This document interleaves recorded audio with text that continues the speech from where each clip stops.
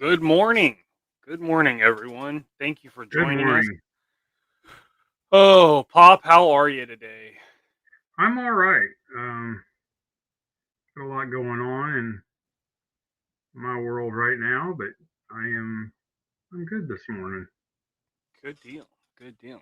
Got Cooter's Garage in the house. Sludge Viper. Good morning. Tony, what's up, buddy? Tony is resuming LSWA today, so he will be showing some wrestling over there on the LSWA channel. Slide on over this afternoon if you ain't got nothing to do. And even if you do, just give him one of these. Joe fan? I understand, buddy. I understand. We all got to pay the price, my man. Have a good day, and appreciate you on the replay, my man. Peter Moline, good morning.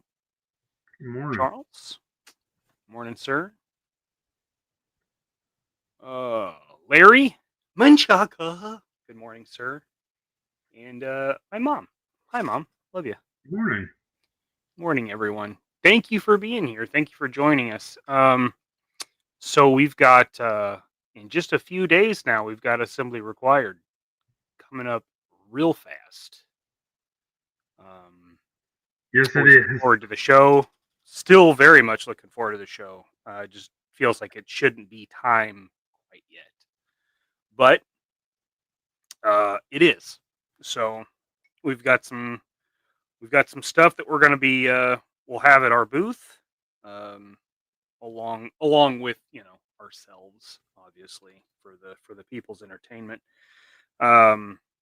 I decided I'm going to do a bunch of heads. That's what I've been focusing on. I'll have some figures, but mostly heads. And then basically like a commissions open kind of vibe is what I'm going for. But for a couple of kooks, Dad's been working away on some kits for us. Obviously, everybody's seen the Spaceman kit. Seen what some things you can do with it as we get submissions and stuff from fans and customizers alike. We'll share those too because it's cool to see you guys taking it in different directions. Especially as Daredevil Dave just pops in, did a really cool. Is that a V3 Hawk? Very cool. But so we'll have the kits that we had last year, that we had in this summer, all that stuff. But we've got some other stuff that we wanna have ready. Is that right, Pop? Yeah. Yeah. So we are. I want to go over a couple of things. I thought it'd be cool. One of my actual favorite guns from when the Classified first started. I really like Duke's rifle. And I know it got a lot of crap, and So one looks like a space age M4. Yeah, this gun Yeah, right here. that's the one. Now you see, this is the thing about this gun is that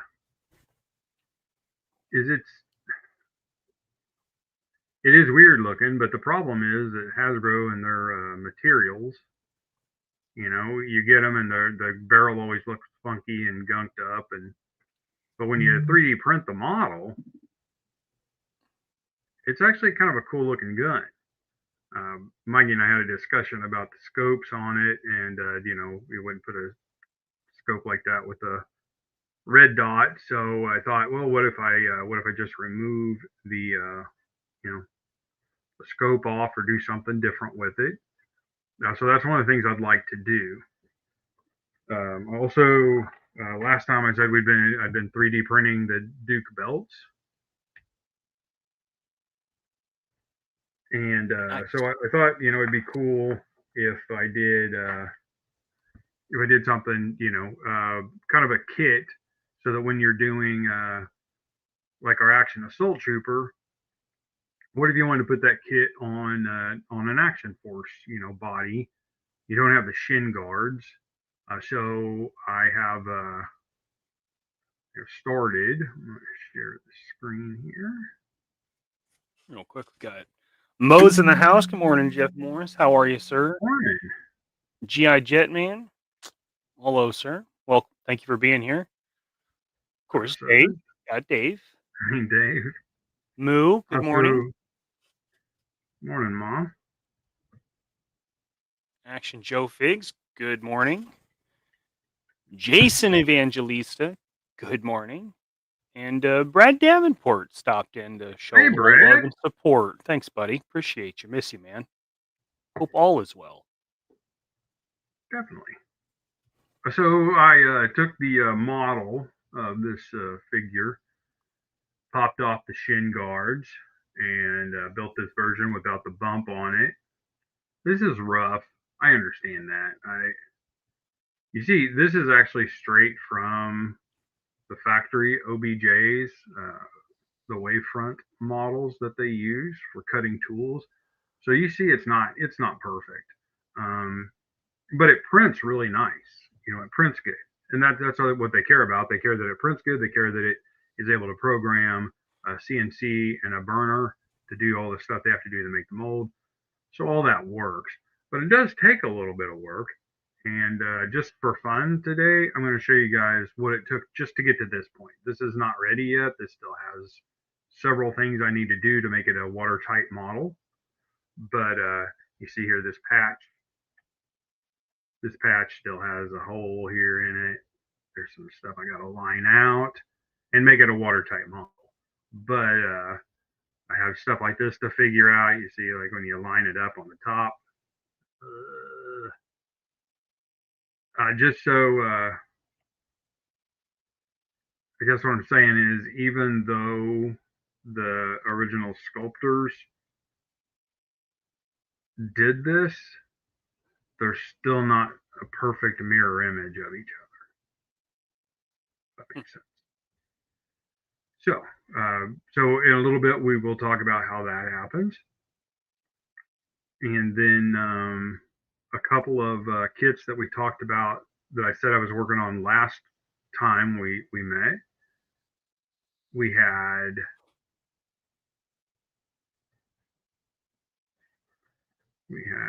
talked about the MPK.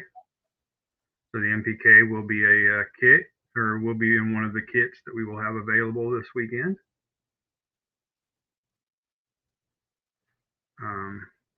And then this sweet Beretta here, the M12S. This is the modern version of it. I still need to finish fixing the charging block, but I also need to add some ribs to this. And this is one of those things, like, I do most of this modeling pretty quickly once I have some good references. I have started setting this up to work. The thing is, on this Beretta, is this handle was easy.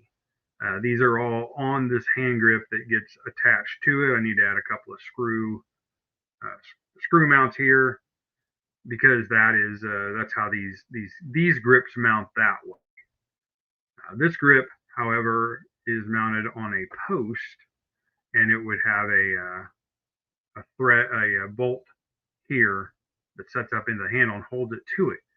So because this is a one-piece part that you add on, they fancied it up, and they made these grips go around the back.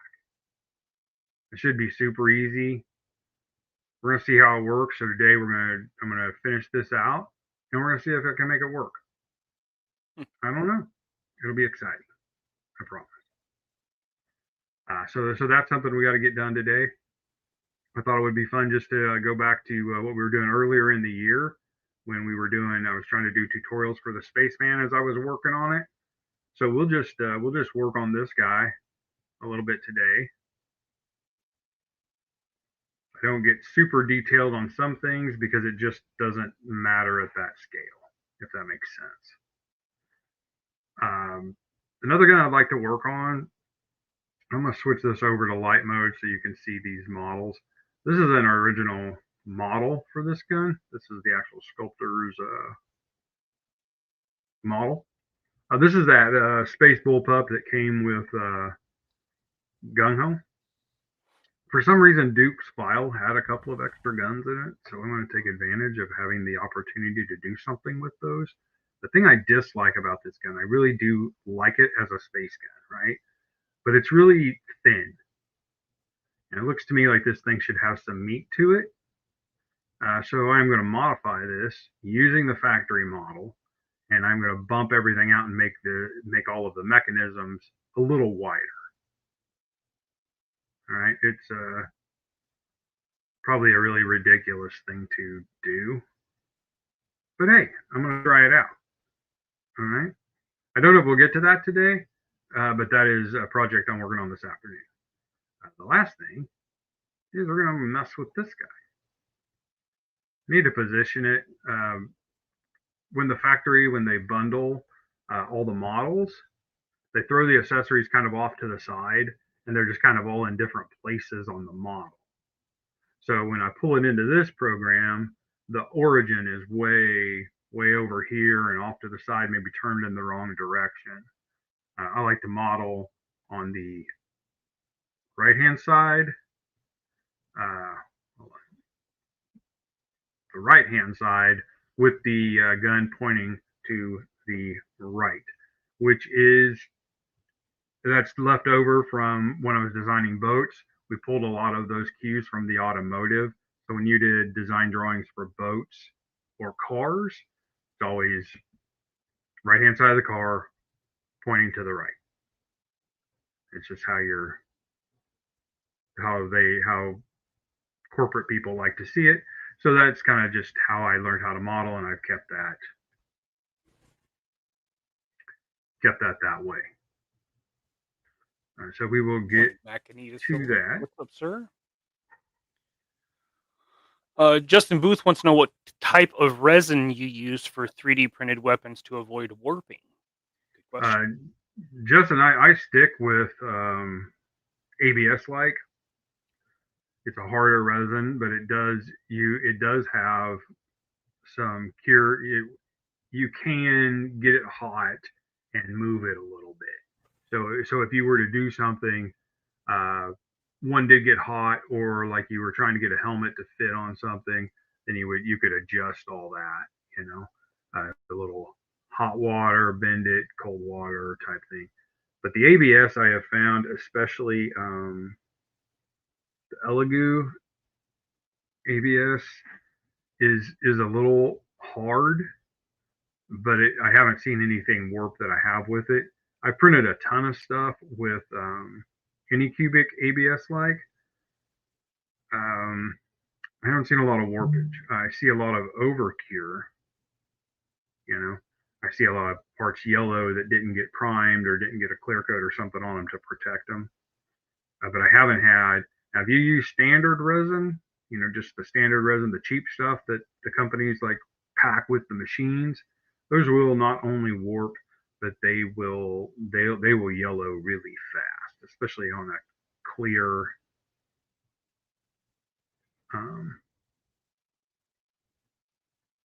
No, bud. That's this is a. I'm trying to think of the line this is called. This is how this figure came.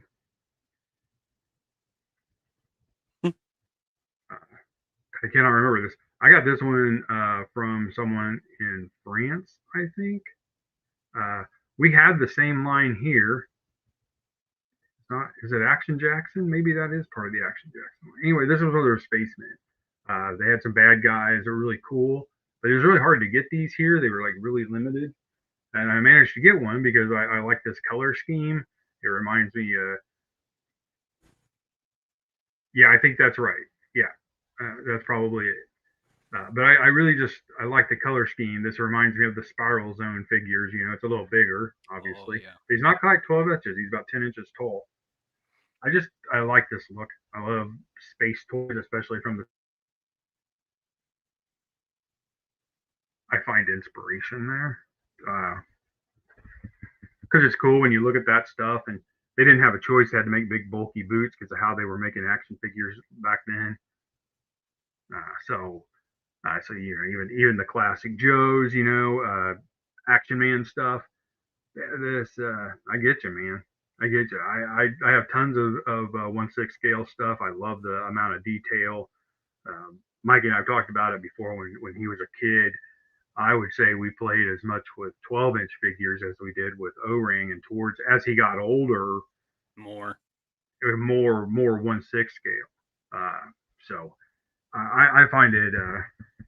I love 1/6 scale. I just love the detail and just the playability. Like I can have one figure that is my main guy or main girl that I play with, and then that one I could deck them out for whatever operation they need to do, and they can still have theirs. Mikey and I built a lot of modern versions of Real American Hero figures.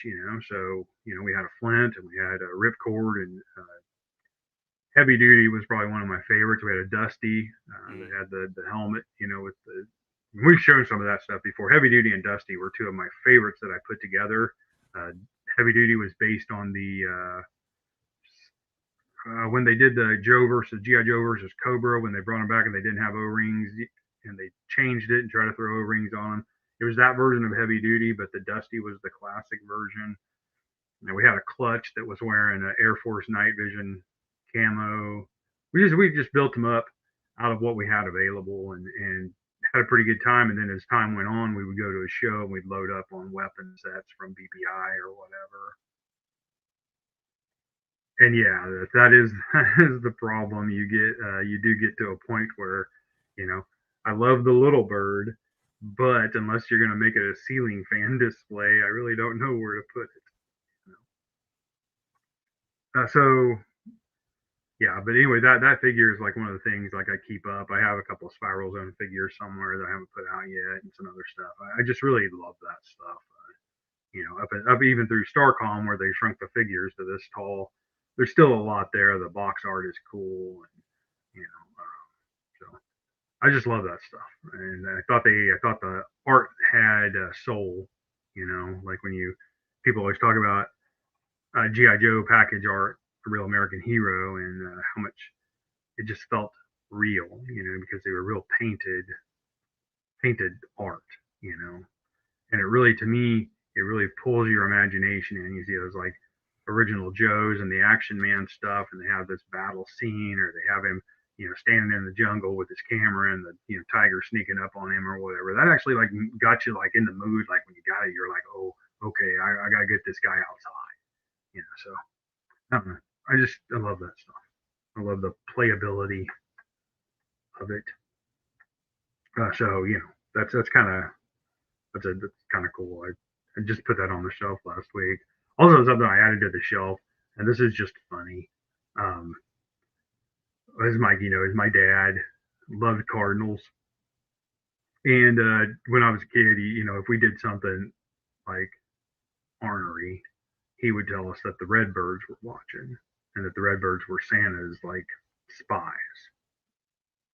So I won't even get into the dichotomy of having a preacher talk about Santa Claus as a way to discipline his children and keep them in line. But so my mom ordered some Cardinal on TMU, and I saw it, and I saw the back of it, and I thought, is that a Spider-Man Cardinal?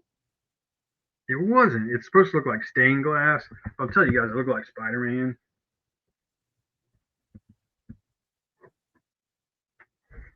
This is what I saw sitting on the table. Does that not look like Spider-Man? That looks like Spider-Man. Okay, so I had to fix his eyes, so now he's a Spider-Man Cardinal. That's pretty dope. Yeah. It's cheese. I mean, who doesn't like cheese, right? Lights up. Look at that. Oh, yeah. He's literally on the hot seat. That belongs in that office for sure. It does, and that is after I painted the eyes with my mom's new acrylic markers. This one on the shelf. So yeah. And this shelf isn't complete. Every week I try to do a little bit in here and get some more stuff done in this room. But that had to come straight in because it needed to.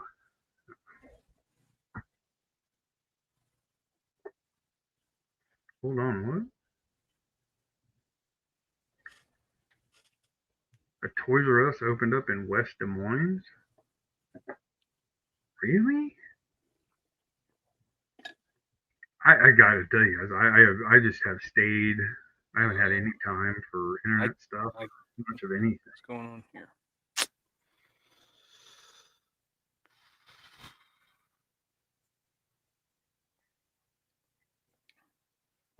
Yes, Brad, it was. The Doritos art is amazing, and then when Doug Hart took over, there's just something to that artwork done with the paint that they used and everything about it. And it's funny when you think about we lost a lot of it because of Night Force and Tiger Force because they just took the original art and painted over it. But that's cool. Morning, Gun Bunny.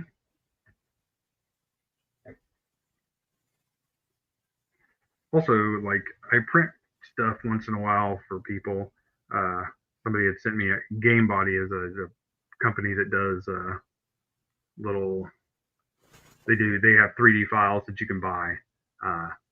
And every year for Halloween they do like a weird pumpkin, like a jack-o'-lantern. And last year they came out with one that looked like an alien, one that looked like a Death Star, and so somebody asked me if I could print them, and so this is what it is. This little Jack Skellington jack-o'-lantern. That's cool. I wanted to try out some purple resin, but the lid comes off, the top comes off of it just like a jack-o'-lantern, and really the files you get, it's about a foot wide. So I just shrunk this one down. But so the big ones I literally put candles and stuff in them if you're so inclined. I would not, but you could put LED lights in them.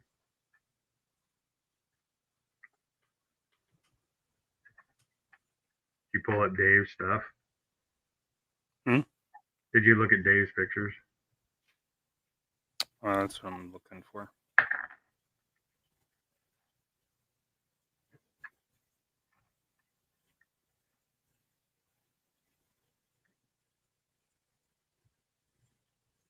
Who is this guy? Mython. How are you, sir? Good to see you, man. Thanks for popping in, buddy. It's nice to see that name around town now. That's nice. Yes, it is. Warms the cockles of the heart.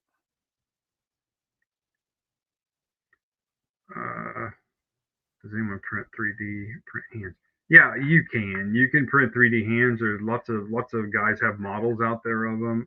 Don Man Studios has a lot of hand sets, and you can print them. Just don't expect the flexibility that you have, with PVC hands.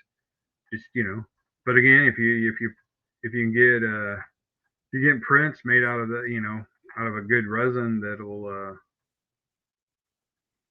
will allow you to heat it up and get a little flexibility. You can get one posed, and then especially if you're just doing static displays. I wouldn't want to use it if I was doing photography because you'd be pulling guns in and out of it. You'd probably eventually break them. But yeah, you can 3D print hands. The thing that is difficult is how you get everything mounted, like for playability, because it is a soft hand. That the manufacturers of the toys make everything soft hands, so you can you can flex them, and you forget that you can't flex one that is 3D printed nearly as much. Like this Duke rifle, there's really no flex in it. If I heat it up, I can flex it. I can make it look like a Hasbro gun and make the barrel all droopy and stuff. I can do that. Just don't, But yeah, you can get that. My mom is letting us know that there's snow in Iowa, which is great. There should always be snow in Iowa, just not when I go.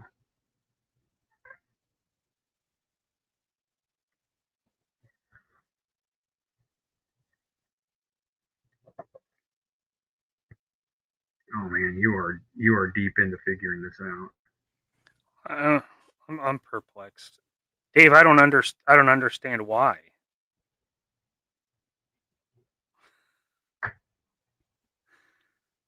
So he's got a sidewinder figure, which I don't have. This was a sidewinder torso. So this is the torso. And he's got shipwreck arms, and he put the arms in, but cut the arm off at the sleeve, and then wants to attach this arm to that shoulder.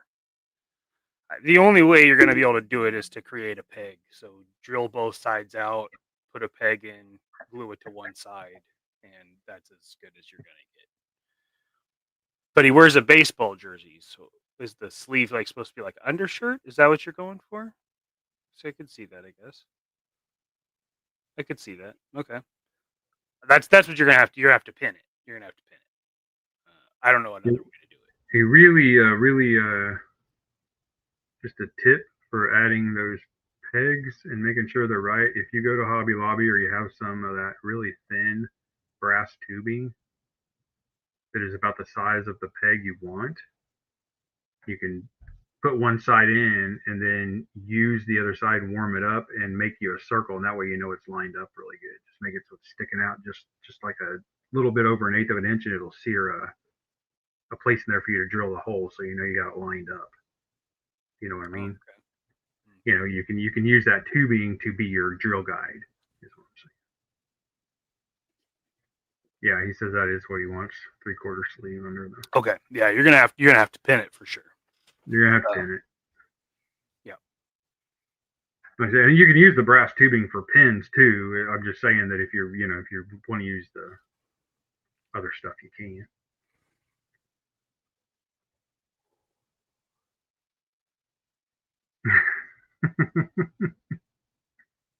Did you pick up that roadblock? Those are both pretty. Is that the red, white, and blue one, Pete, or is that the orange one? Oh yeah. The orange and black one is by far my favorite. Even though that's just a repainted Hulk, my favorite version of that is the orange and black. And I know that's ridiculous because everybody hates the bright colors on the old ones, but I think it looks really cool. I mean,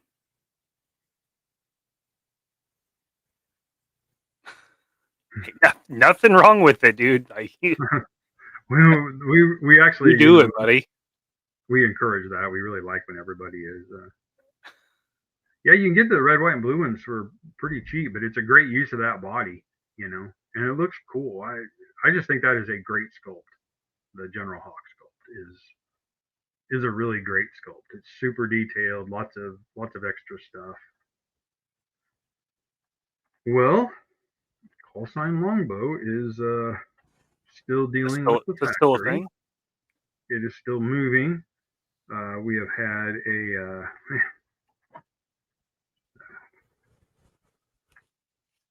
I can't talk about a lot of it because I don't want to be that way.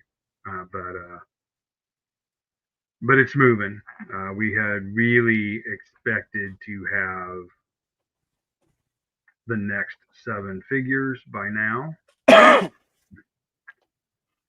But I don't know if the factory just has, I don't want to say that human beings are computers, but it seems like their factory does like a refresh every time they start working on something they haven't touched for a couple of months, and they forget everything that they learned in the first run. So we are dealing with issues that we had on the Ghost figure 2 years ago when they finally got that done. Oh my god. But they are working through it.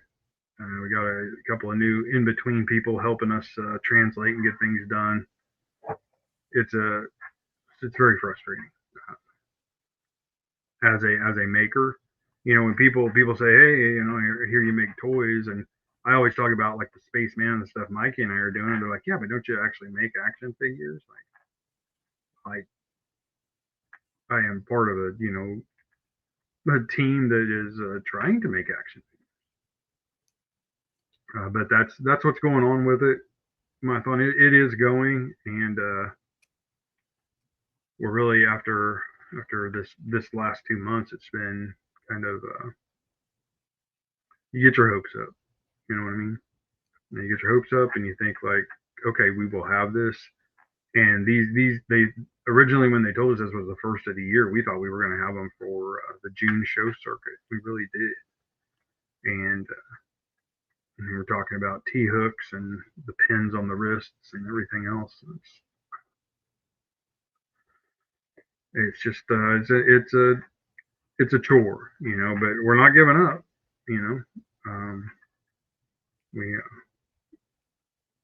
we we still are pushing through. We've got some other options available to us, and we may do some. Here's what I can tell you: Troy and I do not stop developing toys, and we have this side log of all the stuff that's going to be next, and it's going to be next, and it's going to be the way we're developing it, the way we're working on it. It's just ready to go. Maybe someone else can make it faster. I don't know. But our thing with the factory that we use is the quality, the understanding of what we're trying to make, what we're trying to do. So it's hard. It's hard to think about. It's hard to think about changing factories or even talk about it. I don't want to do that, but at the same time, maybe we have two factories. Maybe one runs these and we run one somewhere else. I don't know. There's so much, and you realistically, in spite of being friends with people and in spite of trying not to hurt people's feelings and all that, sometimes you have to make a decision for business, and we're at that point. We got to get the stuff out to the backers. You guys believed in us. You gave us your money. You still have your money. Nobody's taking trips to Hawaii or No. booking flights to space or anything. So it is it's hard because this is a passion, and we've been working on it for almost 6 years since Troy and I first started talking. But I appreciate that. I really do. Not everybody is as understanding, and that's okay. I would be concerned too. After the big deal that was made with Marauder earlier this year, and now they're finally getting their parts. But from a maker side,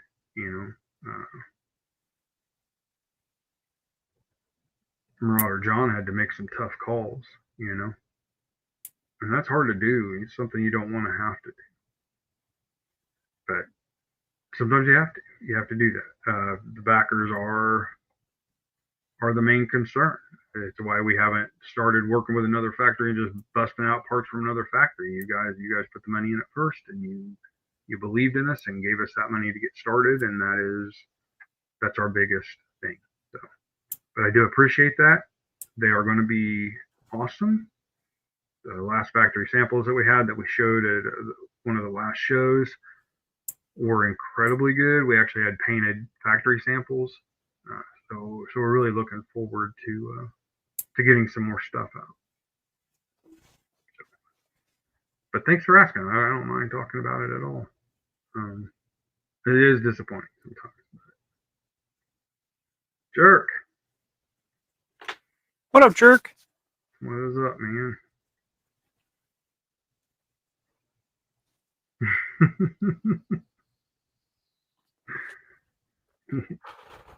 Yes.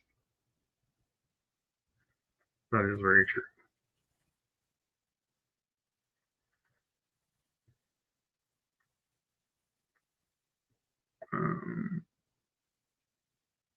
Guess I was just looking through comments, make sure I didn't miss anything.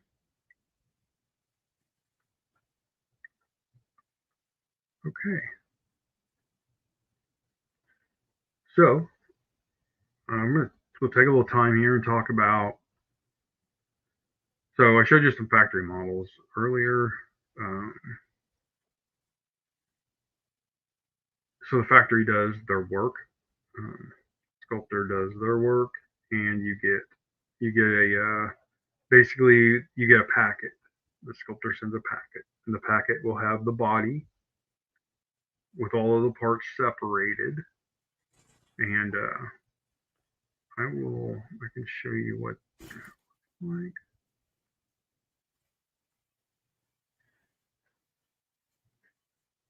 Just a second here.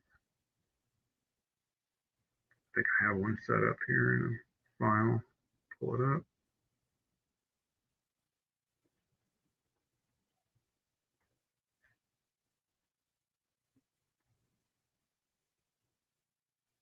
Ironically, I don't. Okay.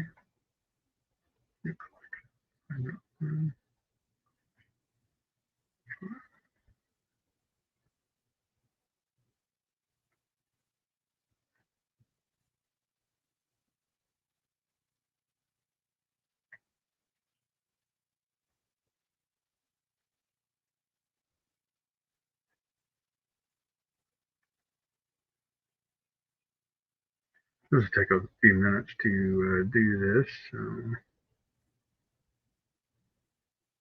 I'll share a different screen.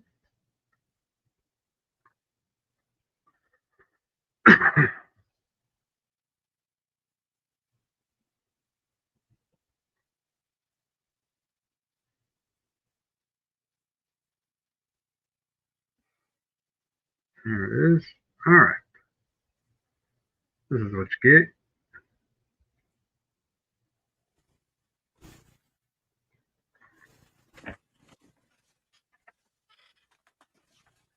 This is how they go to the factory. Each part is over here, and sometimes they name them. I've seen some where the writing is in Chinese. So in this Duke packet, they threw in this gun here, and they threw in this pistol. Which I believe I think that's I can't remember if that's whose gun that is, but this is the Duke gun. This is the Duke rifle. Each piece is on here. So we will look at the, but you were asking about 3D printed hands. Like, well, if you get a good model, you can just take these and print them. Your biggest challenge is going to be how to mount this piece here, right? Do you drill a hole in here? Do you just try to just stick it in there and hope that it looks all right?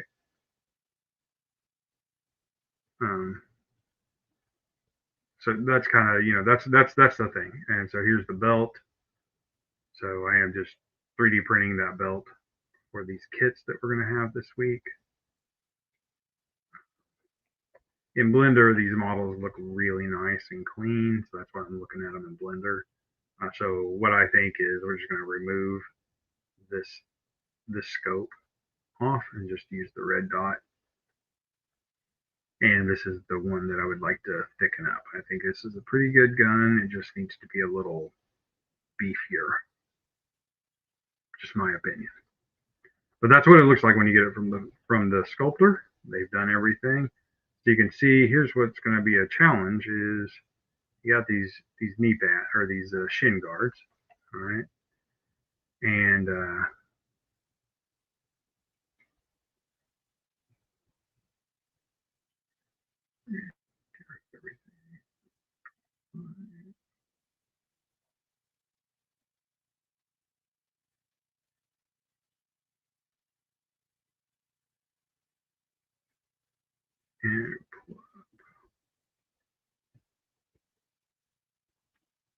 right. So I'm gonna go switch to a different screen and all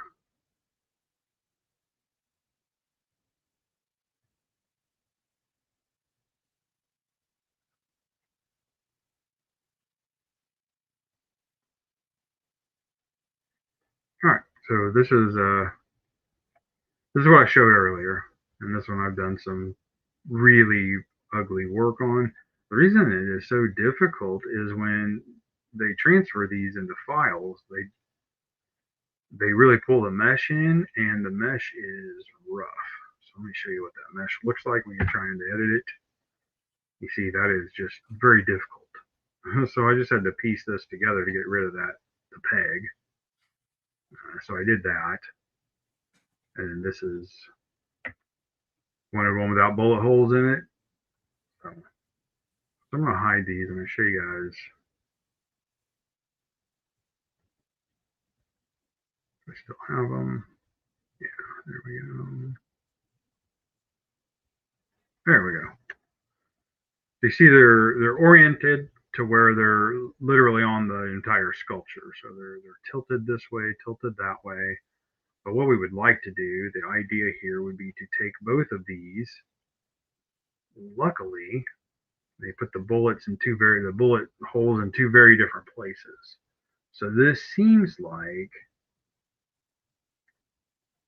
this should be a pretty easy thing to do, and it will be. It's just you got to get the orientation right. They are mirrors of each other from a strictly mirrored sense. And you see this is located off to the side. That's the visual cues. You can see how it's a mirror. If you're not sure, then we can do this. We can go in here, add a mirror modifier. Right? Now it's mirrored, so I can take a look at it.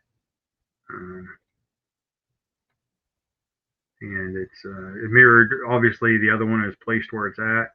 You can see the difference in the two models. One is showing through, and this line. They're slightly different. But if I cut that off, you see that's a little different, right? But this is what I need if I'm gonna join them and get rid of the bullet holes. I really need to be able to see the bullet holes. We'll take this, just shift it back a little. Watch this line here. Remove this. If you guys are already familiar with this stuff, I am sorry. I just thought it would be cool to show you how something that seems like it would be easy can be tricky. But right here, you can see all the bullet holes in both versions, in both sides. And this spotted look just means that it's coming through that way. So to make this modification, I'm going to want to apply this mirror. And now this thinks it's this. So what I will do is jump into the edit mode.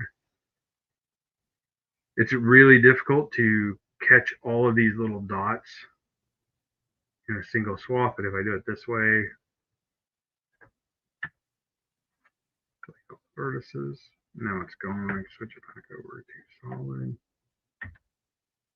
Now, the Blender, this is called object mode, where you're just looking at the object. The edit mode is when I hit the tab button, and here I can actually modify all these little things.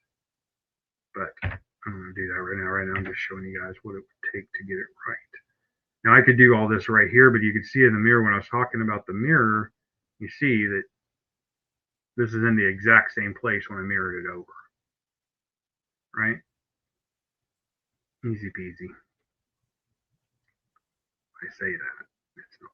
But this is what you deal with. So you take this, and you'll also see, because of how this was sculpted, to go on a boot, to look like a natural transition, this really is not centered. It has a twist to it. See that?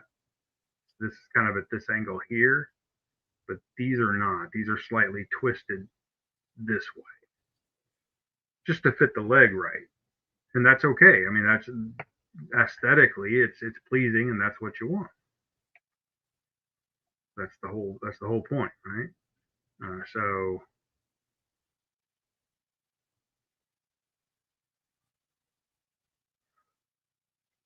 but what will make this easier is if I change the origin of these to go to this point, and then I can modify it and do what I want to do with it. So I set the origin.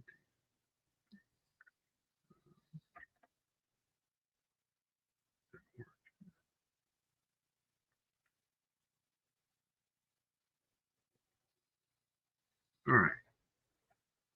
I did that because now I've got the cursor in the middle of the model.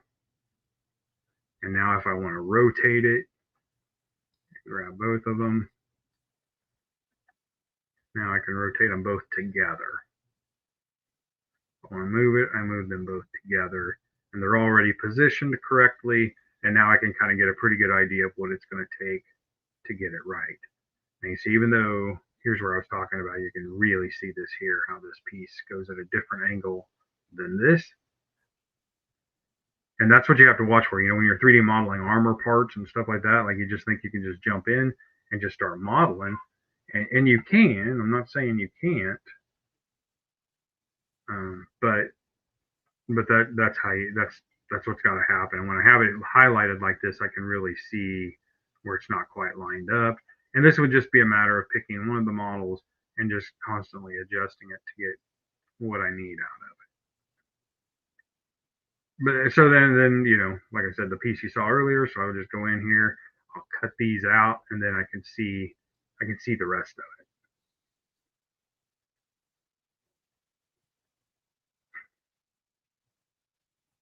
I think I probably everybody's bored to tears right now. That's probably why. But I just want to show you guys what like something that you would think like, oh, I can just smooth that out, or I can just get rid of that. Yeah, you can. I just like to keep the integrity of the original intent of the designer. But yeah, so that's what it takes. And then I'll take that, I'll shave those, clean those bullet holes up, and I will I'll make a nice clean version to print. And like I say, you'll be able this way. I will build it, and I will put like a little arrow indicator here, like I do on the couple of KUK armor, so that when I'm going to bring it into 3D, and then I'll mirror it, and that arrow will point outwards, and you'll always know that which one's right and left by that. I could put letters on it, but then I can't mirror it. I have to change the letters up. But this way, this is just my indicator. I'll put the arrow in here, and I'll do a lot of you see here how much work it takes. Like you saw that work I did on that other model of what it takes to get here. Get rid of this. I have to do a bunch of work on it.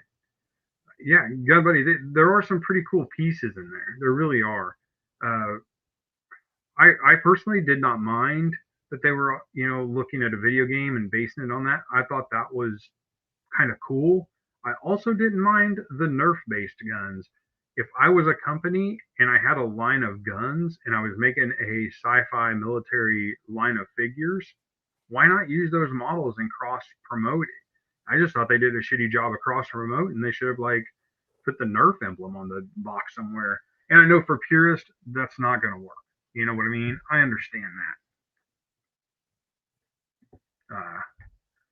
But for me, as a new version of GI Joe, Mikey always gives me a hard time because I have some Sigma 6 figures.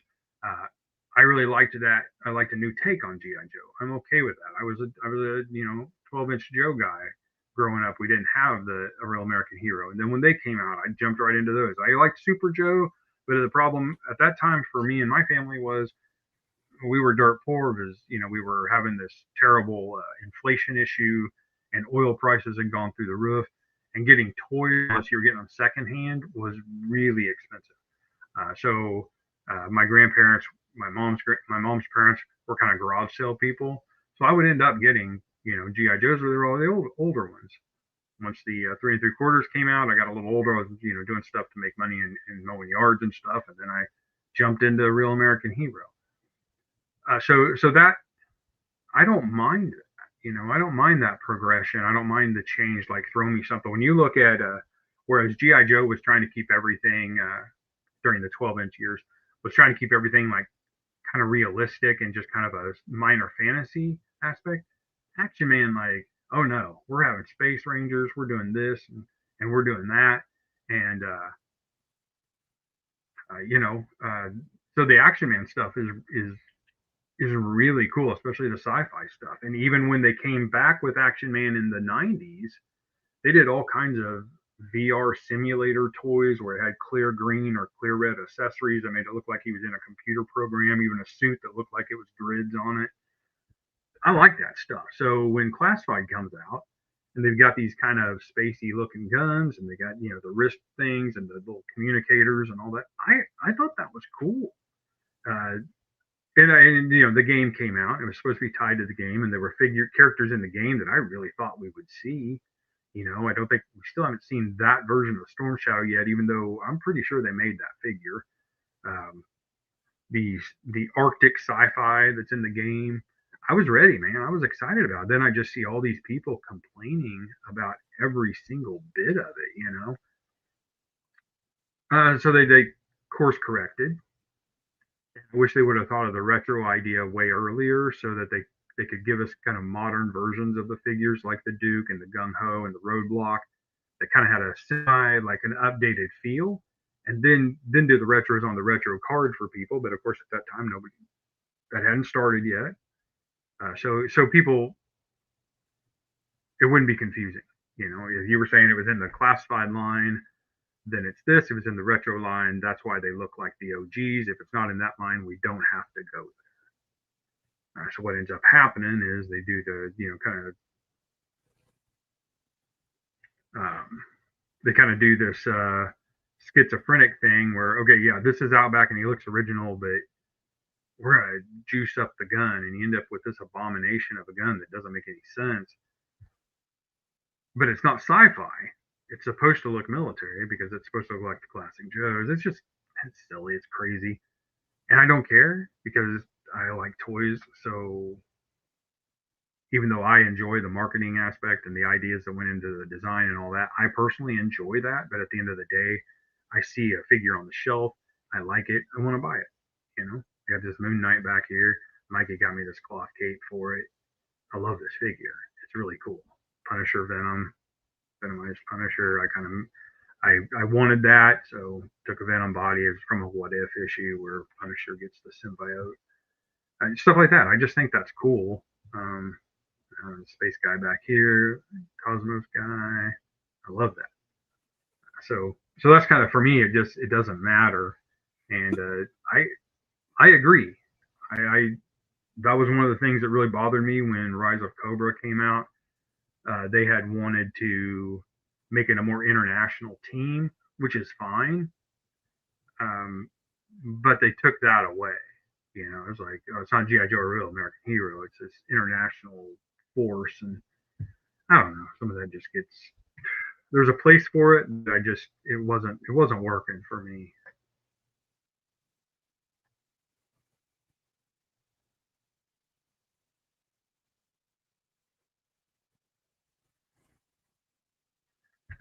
So anyway,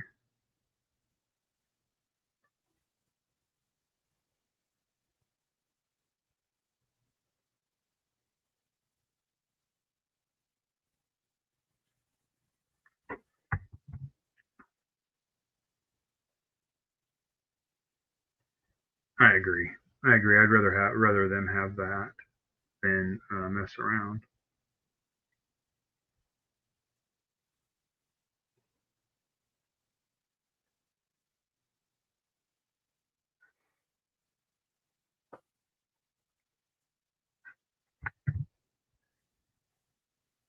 I don't know where Mikey.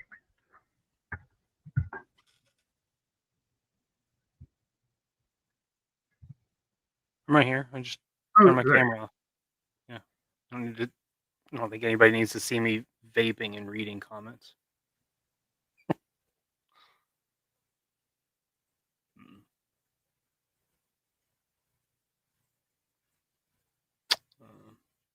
Okay. There you go.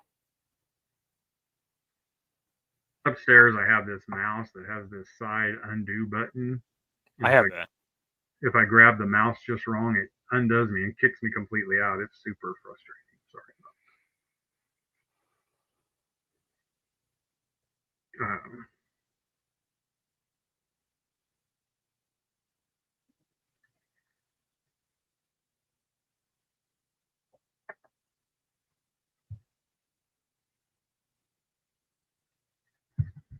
that. Okay. Got anything new while you were perusing? Anything there we need to talk about? Nope.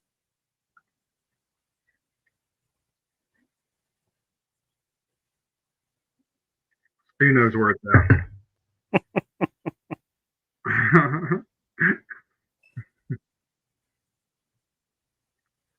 So, all right. So I showed you how we do the Blender thing in Blender. Because of the way the models are turned into OpenGA files or STLs, they are incredibly hard to work with because of all those little digits. So what I like to do then when I'm trying to get something done is I will use Onshape, which is my CAD program. I will use it. So you see I lit up because I do these guns in with the light mode on. I'll show you what that looks like, just so you guys know what I'm talking about. All right, so this is light mode. The screen is all light, and I'm using it because you cannot see this gun very good if I switch it to dark mode. See, again, you see how all this just makes it very difficult to do polygon editing, right? But I brought it into this program, and this program sees this gun. I don't like the way this is oriented, so we're going to reorientate it. To do that, I'm going to throw in a sketch on this plane. It's just going to be a simple. I'm going to put a maybe.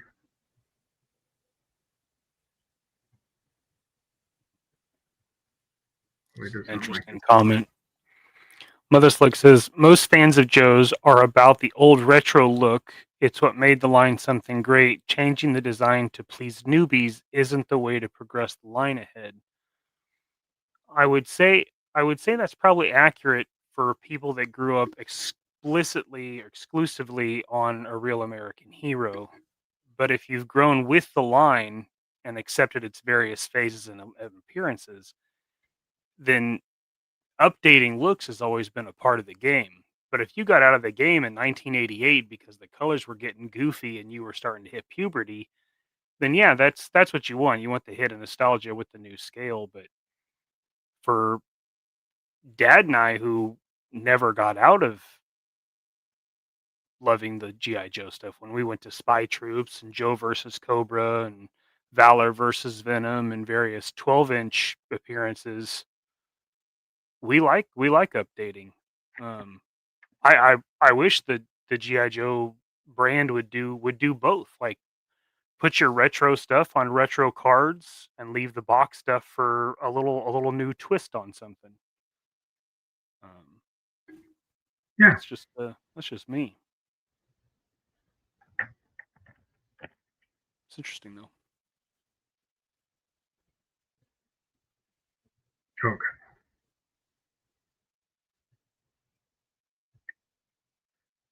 I have a very old computer. So now I've got this rotated to the right hand side. Yeah, I use that. I made that sketch so that I could rotate it on that axis. I'm going to do that on that axis. I want to do that one more time so that when I press right, I am showing the gun in the correct direction I like to use, because I use these top, front, right. That's how I know everything when I design something or when I'm working on something. So I want to fix that. So that'll be a real quick one here. Well, quick for me, not so quick for the computer.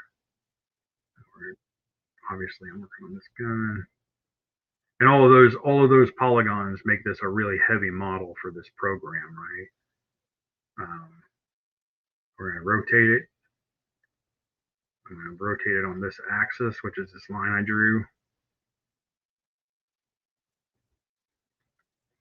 30 degrees isn't going to do it, but it always tries to do that first. So we're going to go 90 degrees. I'm going to turn it around. All right. I will accept. A lot of times I will use Blender to orientate this stuff and then pull it in here already orientated. I did not do that this morning, but what we are going to do is I'm going to take advantage of how this works, and we are going to, let me do something real quick.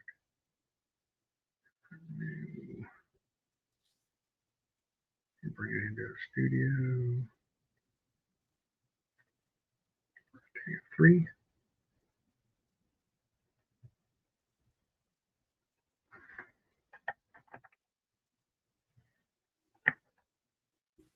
So they put all that polyagonal stuff on there. Is that like a safety for them, so they know that if somebody No, fucks with the file, it's a problem? no. A lot of times when you convert to a printable file, it does that. The models themselves, if you had the real models they used, would be really nice. Oh, okay.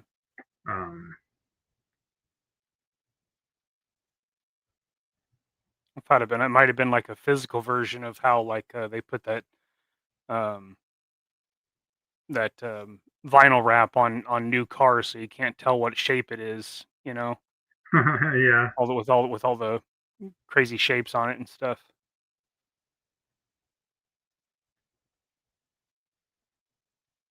Drive.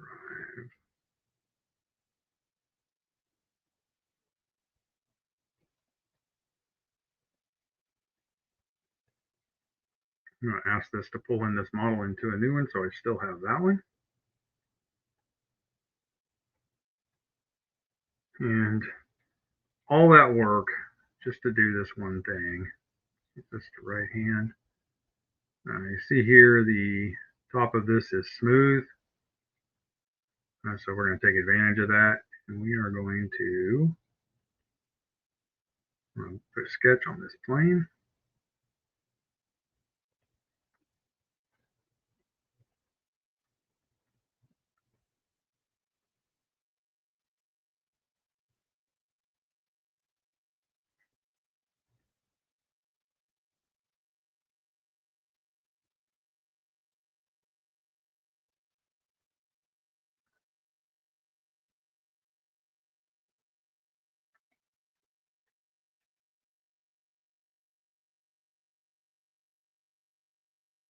And we'll do it this way just to show what this is going to look like.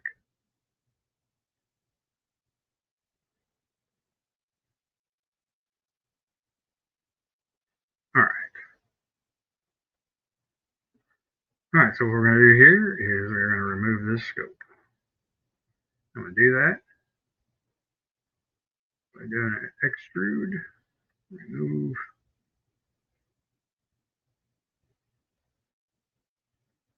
this thing.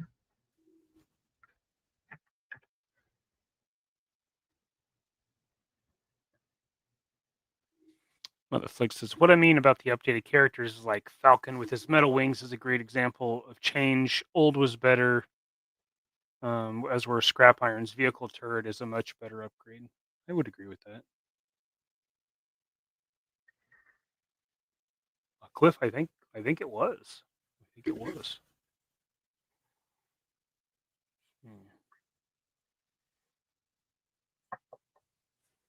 All right. So I use the extrude to remove this material.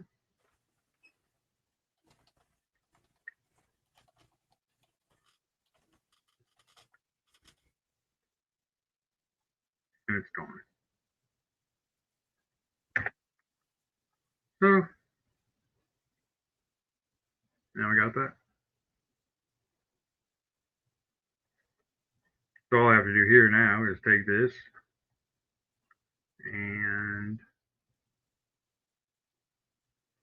export it into a file, and then this will give me an STL that I can print. So that's how simple that is. I could also do one where I remove the red dot and put the scope on. Or Mikey and I were talking earlier, maybe we mount the scope kind of over here at a 70-degree angle to go around the red dot. You can still sight down the barrel. Those things would make sense. So that's what I'm going to do there for this. So what we'll have is we'll have a little pack with a couple of different versions of Duke's gun in it, and then we'll have the Duke belt and shin guards in there. So you just buy a pack that just has Duke related stuff. Whether you want to use it or not, it's going to have all the stuff in the pack.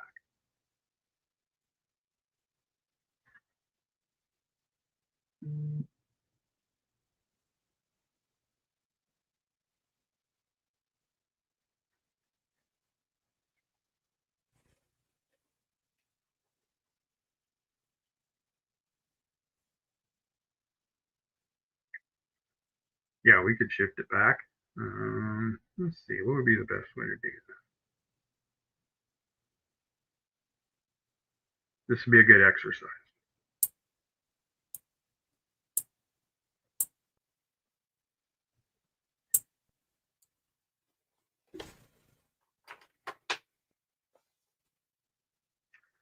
Okay. Now we are going to do another derive. We're going to just pull another one of these in.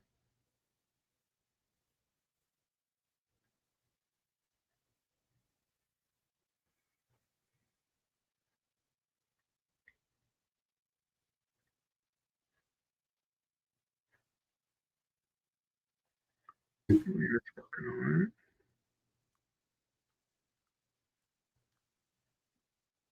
Oh, okay.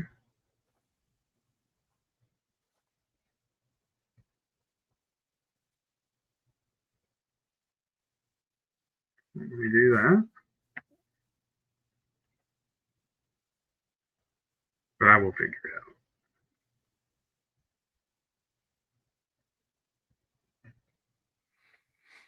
Gumbunny says, I like both versions. I'm totally cool with multiple Geo lines with different aesthetics going on at the same time. That's how I am for sure, man. Yeah. Mother Slow says, I really wonder if Hasbro takes weapons on figures more seriously this time at Classified. Retro, the weapons were too fictional, but now they're realistic. And what characters get that weapon and why?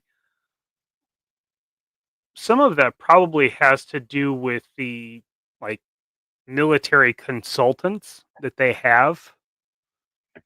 Um, I know that seems ridiculous that Hasbro does that because of the mistakes they make, but they do have those. Dad and I have talked quite a bit with one of them. Um, But when they did their cut, see, they pulled all those people out. mm, So, now you're dealing with that. hmm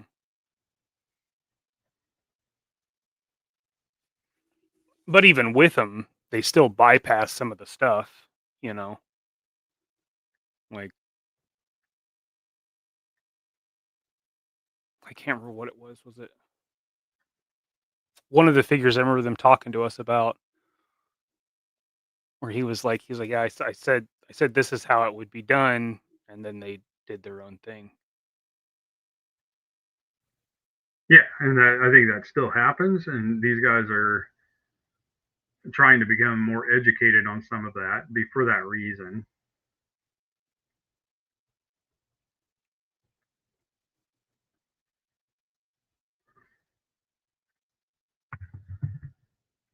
Uh, Crown Slayer says if you don't have a magnifier, it's usually centered on the upper, so there's like yeah, so it should be like shifted in. right here. I can do that. I just have to figure it out. Like mine is the red dot with a 3x magnifier on a pivot mount. So how it was is how mine is when it's magnified. If not, it's pivoted out of the way. Which is a super convenient setup. To have it rotate. Yeah, to have the option of going 3x or straight up red dot, it's nice. Gotcha. I mean, it blows that red dot up, where you're not going to do any precision, but you can accurately tag at 100. It's not that bad.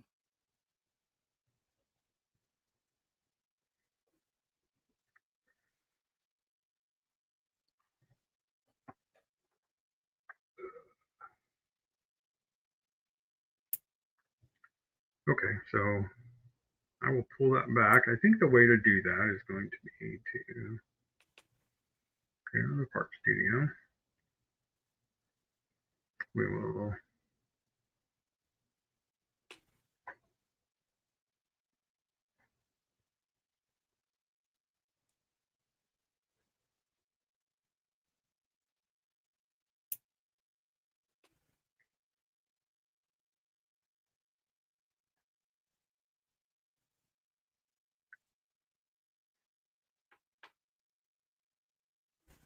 Okay.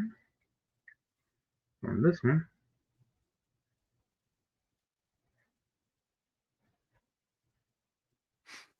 This is like the military with blowtorches. Not happening, but I get what you're saying. Yeah, blowtorch was an OG character, and at the time, blowtorches in the military were not completely gone.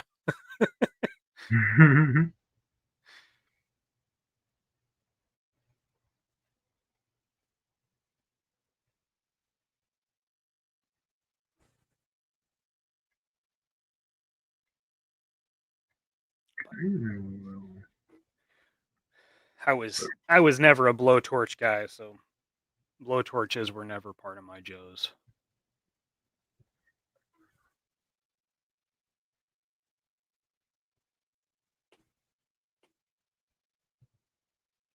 Nice.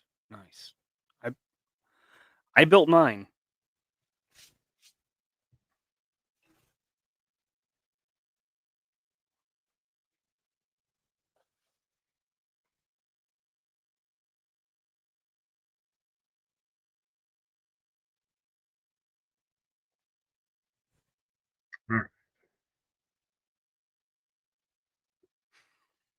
There you go.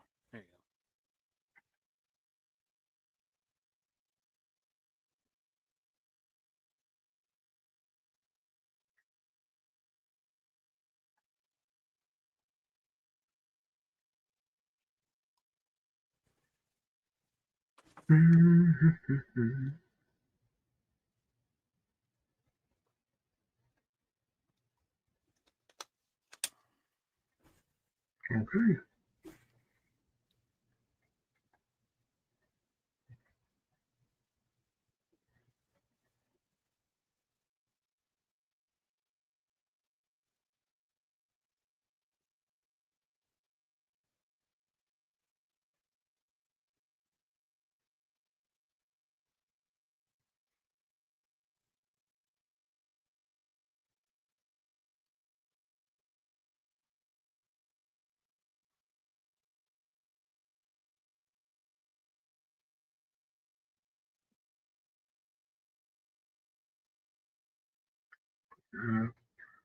But we can use this now, and we'll see if it'll allow me to.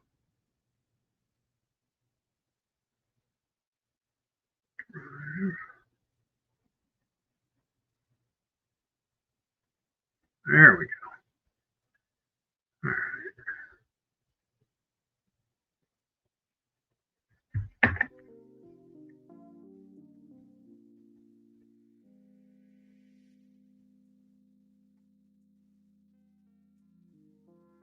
Okay.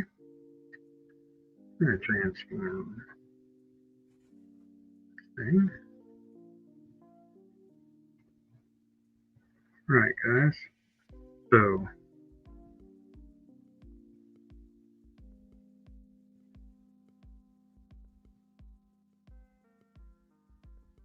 something like that.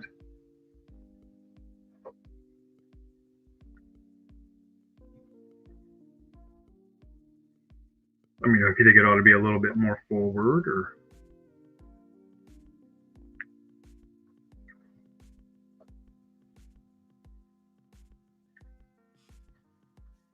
Mikey, what do you think of that right there? I think that looks good. That looks good.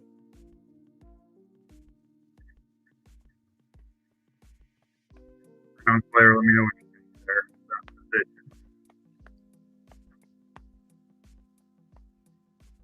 Okay. I think that looks better. That looks right. I'm going to do a little cleanup here.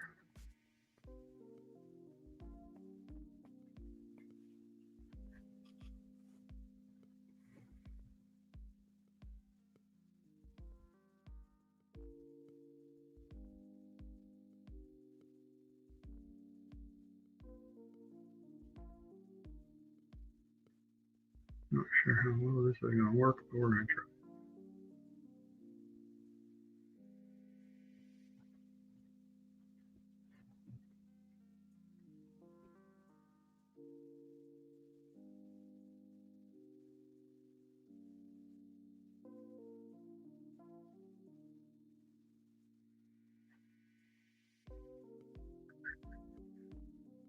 Edius.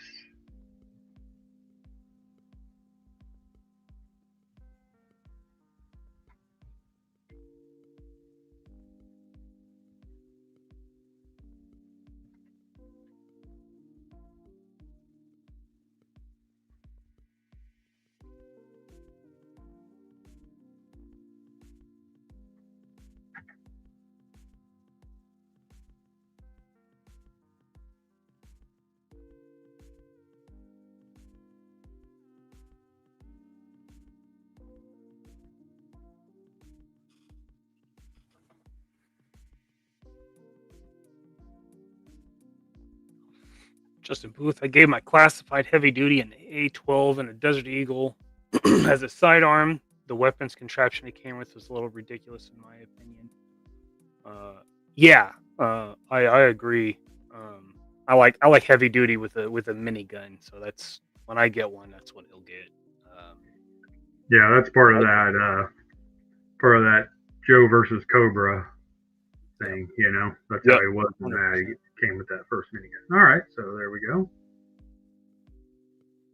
So again, I can pick both of these. Mother's like, yeah, this is the rifle that the first Duke came with. Yes. Yeah, this is the.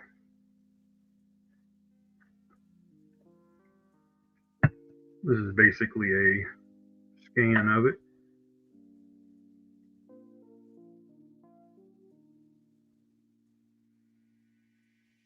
All right, so there we go. That's what we'll. This version here will be one of the ones that we will add to the pack. That does look a lot better.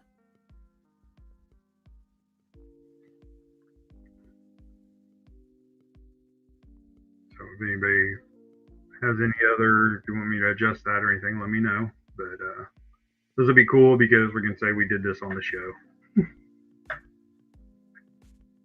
So we can, not that we have to. The whole idea of the show was to be interactive with the people watching. So this is we were calling this show prep for assembly required. So this will be show prep. This here will go on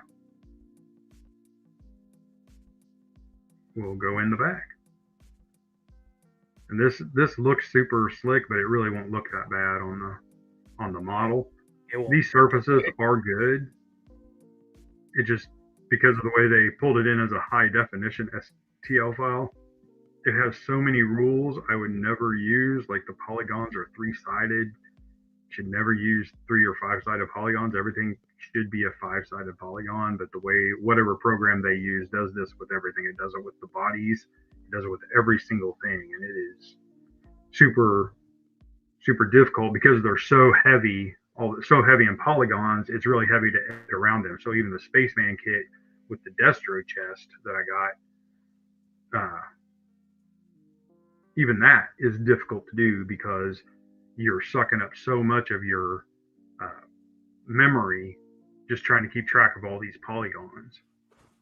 Yeah. And so the computer just really gets bogged down. All right. And you see in the preview there how clean the gun looks down here. I wish I could see it that way when I pull it up.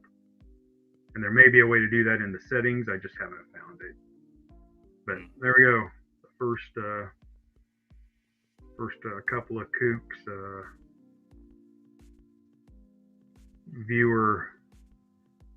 viewer involved modification. Nice. Cliff, have a good day, buddy. Appreciate you dropping in, man. Yeah, thank you, bud. Appreciate it. Translator says you do good work. Great work. Make it hollow. Good God, man. You guys are killing me. Peter Moline, I think the only people I've seen that do SKS is like John at Top Fun Retro, but I don't know if he's made any Yugo variants. I wouldn't mind getting a paratrooper one for some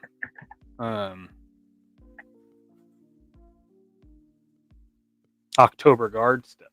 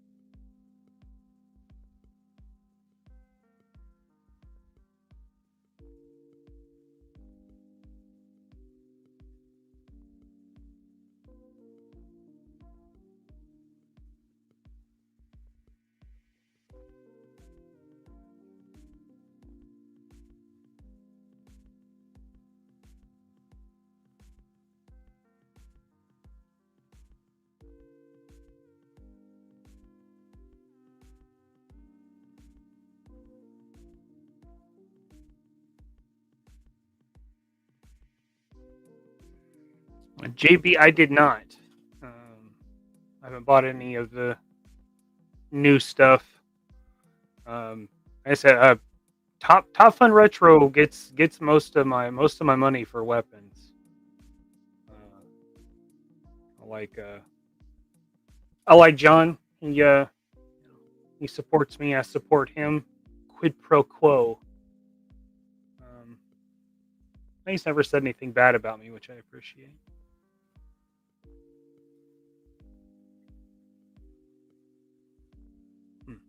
I don't see an SKS on his website though. I thought he had one, but I am mistaken, it seems.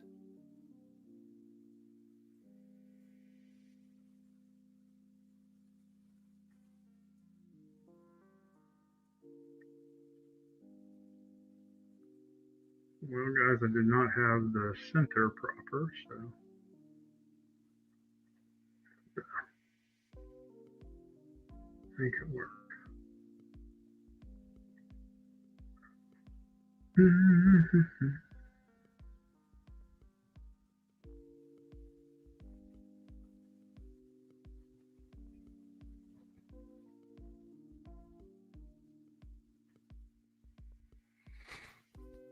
Stu for lunch. When people make pew-pews for old Real American Hero line of toys, are they making them with a softer plastic to be a bit safer for thumbs on those Joes?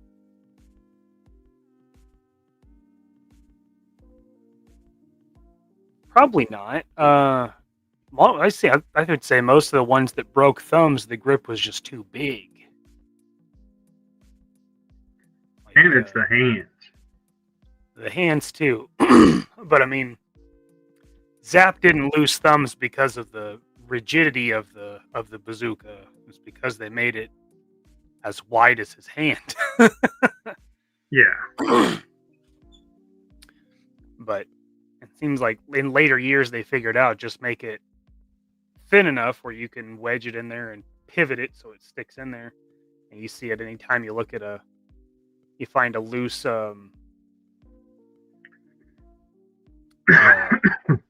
whose is that? Hit and runs gun.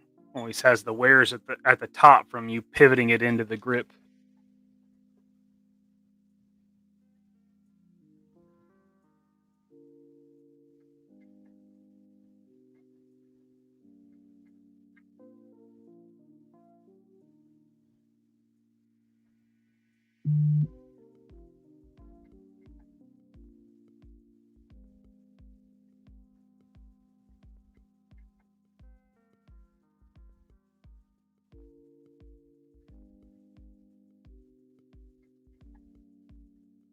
Well, it's just a quick one there.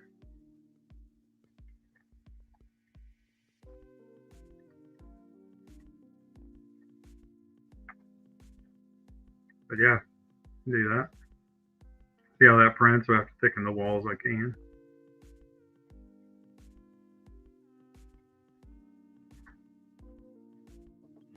Yep. That's exactly what I mean. Yeah, it seems like if the people doing the modeling had those figures, I think they take it into account. Some of the other people may just be scaling down a different scale of weapon or something like that. where you're not really taking it into account, but it's probably not a factor once you do that.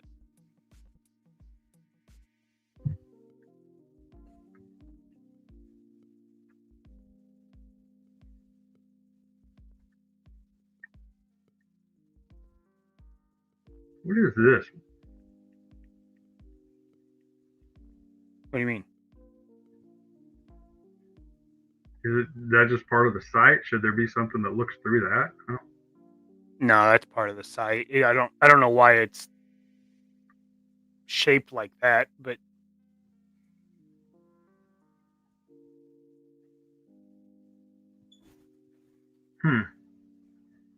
It just puts the dot. If the dot was inside here, we'd put it way higher than even the. You know what I mean?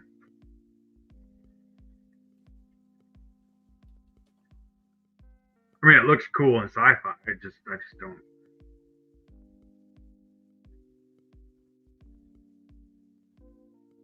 Now, from a science fiction viewpoint, something like that could actually have if you had like a, heads-up display or something on your helmet, like you'd have something built in there to sight down the gun, with your HUD.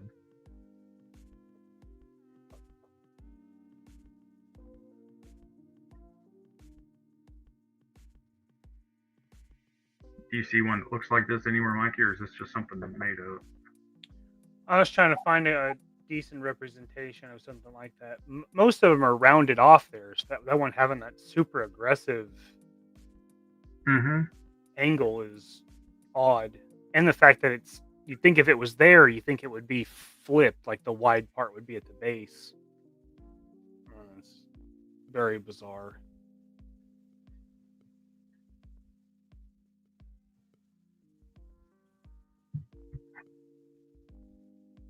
Yeah, it's just strange.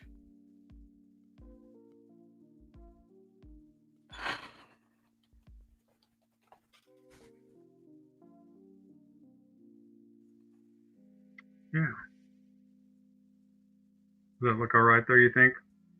Yeah. Okay. Yeah, see, everything's rounded off. Yeah, that's what. Even the ones that are really long, like this one, still rounded off. I think the shape of it is just them trying to, make it look cool. Yeah, sci-fi it up. Yeah.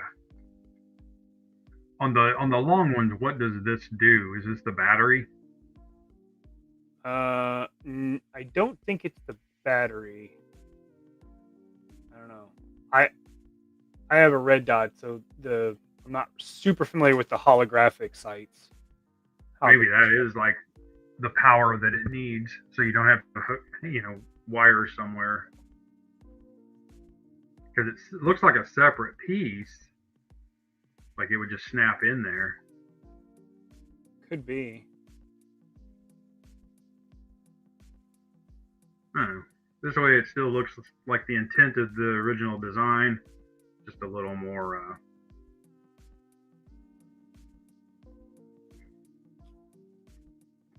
Tactical.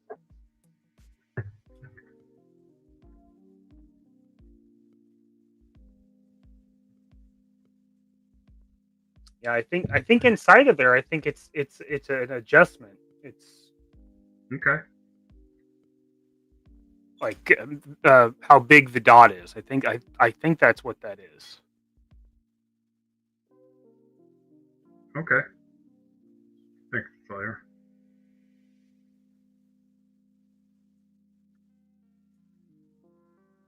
I can live with it.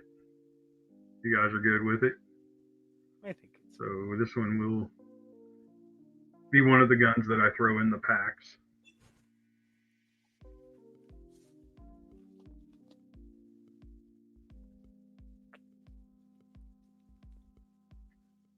Works for me. Now I just need to build a sniper version of it.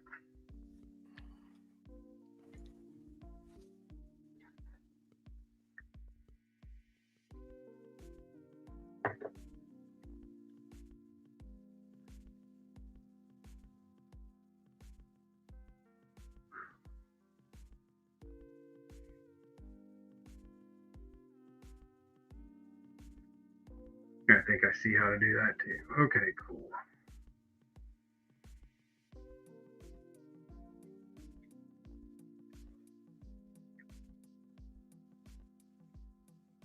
Mike, if we were going to do a sniper version, how much longer should it be? About that much? Yeah, I would say that's probably a 16-inch barrel, maybe. So I'd say you'd want it probably 24-inch if you were doing like a scout So setup. half again. Half again, yeah. Yeah. What's our time look like here?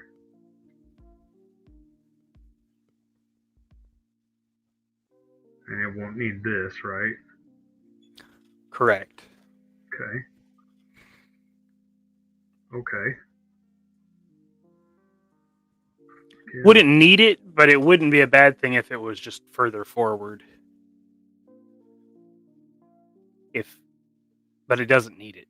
If it's easier Need just what? to cut it, the foregrip.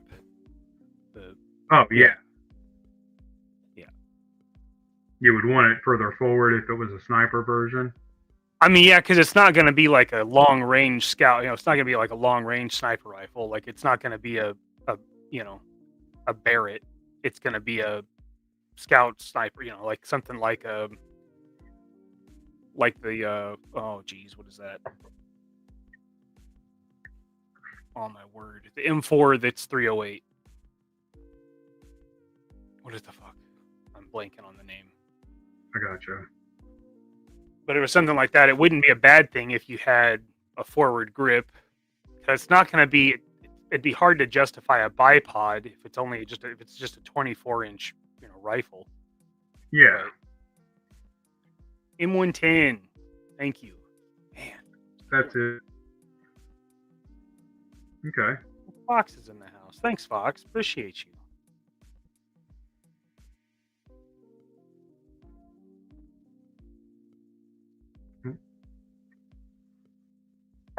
Okay, yeah, so and that's another thing on this model is you can tell it was them trying to get stuff to look cool because that forward grip up front that close, it looks cool. It looks movie star, but you want your forward grip to be as far forward as possible. Like you don't want to be on a long this. rifle, yeah. You want to be subgun. A subgun, that's okay for control. Like sure. For everybody watching, I told Mikey like the manual for the MPK tells you that this is what you hold on to it with. This is your front foregrip. Because this gets hot as fuck. So just like the MP40, that's your forward grip. You get. So let's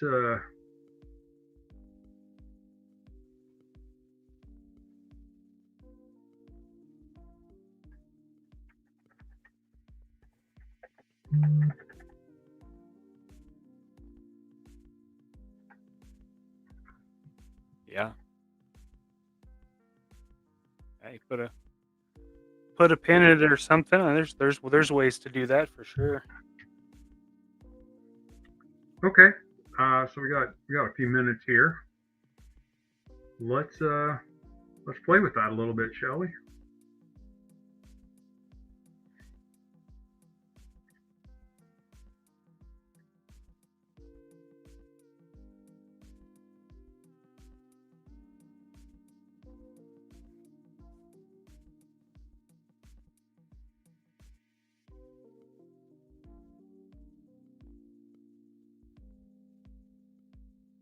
Catch up.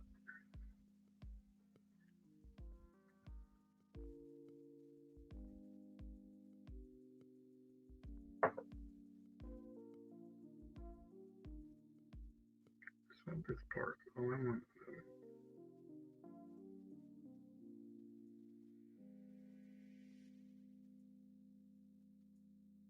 Okay. So we'll start with this guy.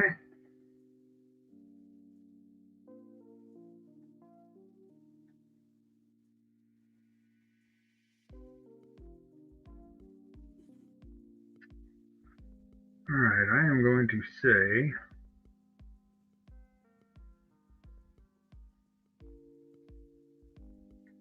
this thing off right here.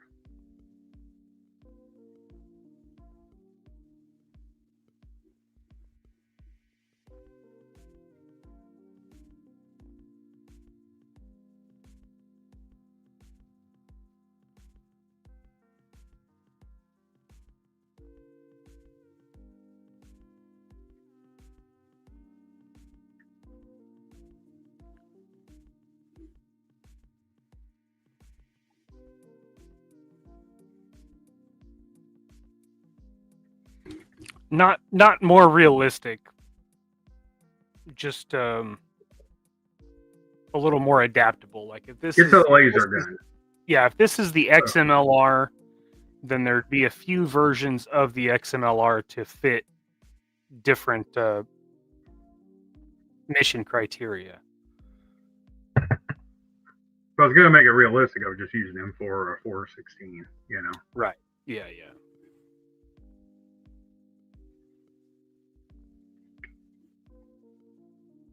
Okay.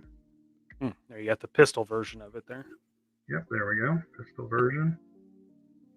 All right, let's pull in.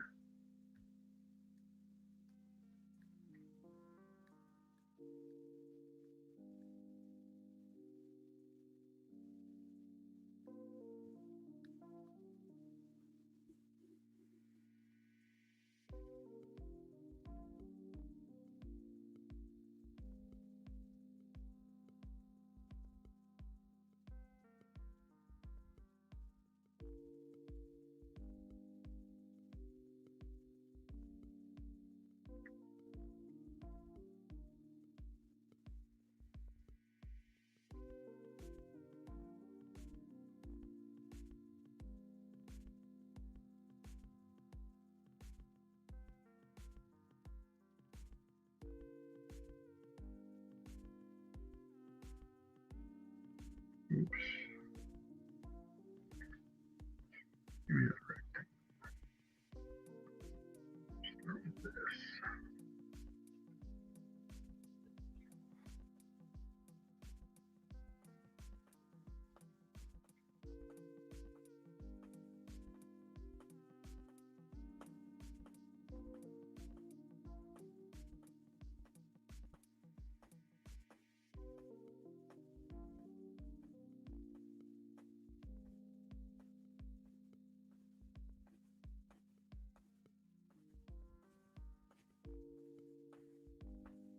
I always wondered that with this gun.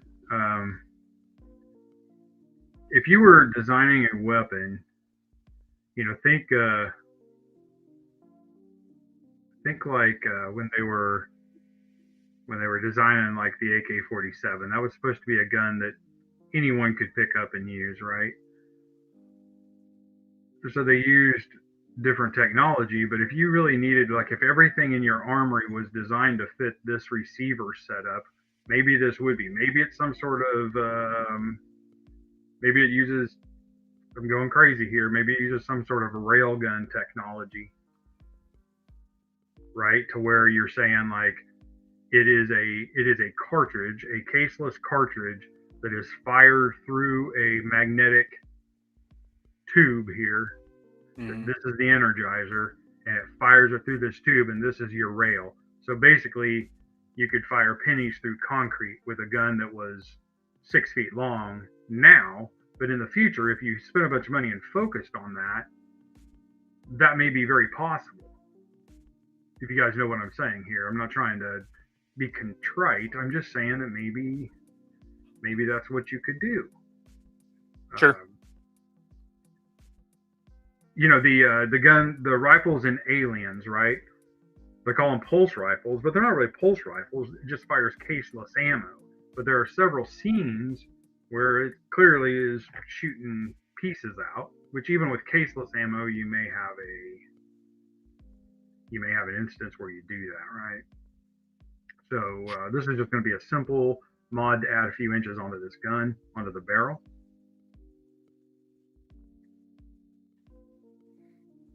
I mean, it's an idea that works really well for a lot of sci-fi stuff because you're taking combustion out of it.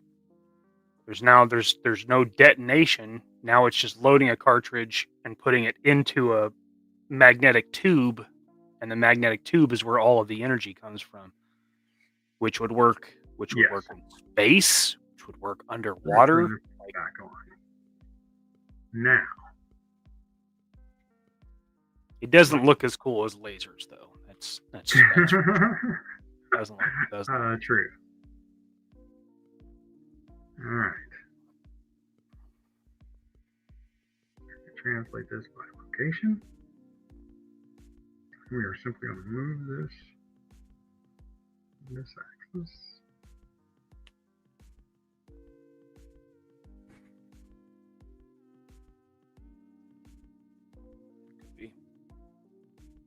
Whoa, calm down, buddy. Josh, I agree. A lot of them do, but I like John said earlier, I didn't mind the first ones, the Nerf guns. I know a lot of people hated those, but we saw those as science fiction weapons, like no different than the XMLR that GI Joes came with initially. Plus, again, it was a property that they owned, so from a business standpoint, pretty good. Their marketing on that just kind of sucked. But a lot of the new stuff where they kind of make it look like a real weapon, but not, like Leatherneck's M16. Like, what's stopping you from just making that an M16? Like, why do you have to shorten up the receiver and make it weird looking? I don't know. Questions I'll never get answered. And also, like, imagine, like, why would they create a weapon like this and use the same basic look of the receiver? I was talking earlier about all of your armory is set up to hold that receiver.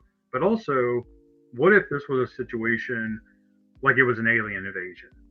Okay, we were rapidly developing technology.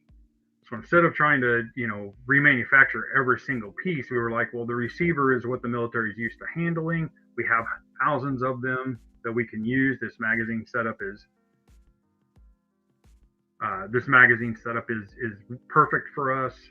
So, and we obviously don't want two handles on this. So what we're going to need to do is we're going to have to shave that off. I know this thing is not centered.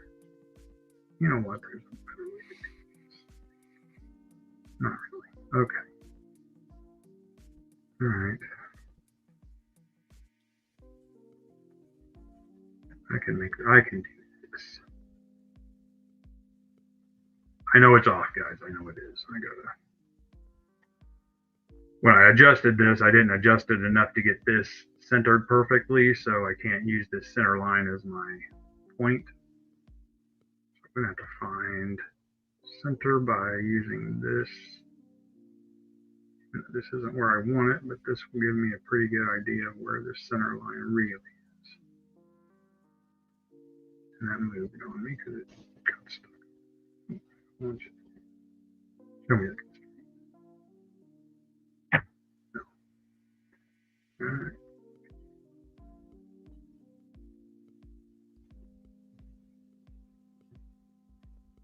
Going down here is I'm trying to center this. A lot of times on this stuff, you gotta just go manually and try to do the best you can. See what that looks like. This is this piece here, a little bigger. Okay. All right.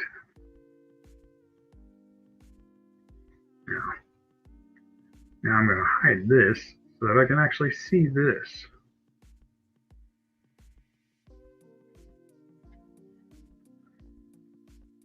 Get this plane. Throw another circle on here. This should pretty much center up with that. Not quite.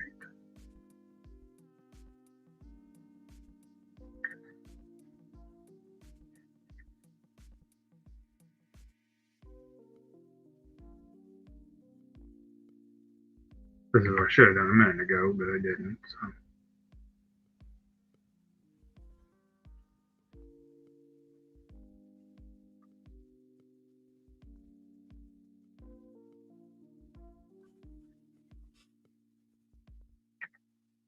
By default, it's always going to want to try to snap to the.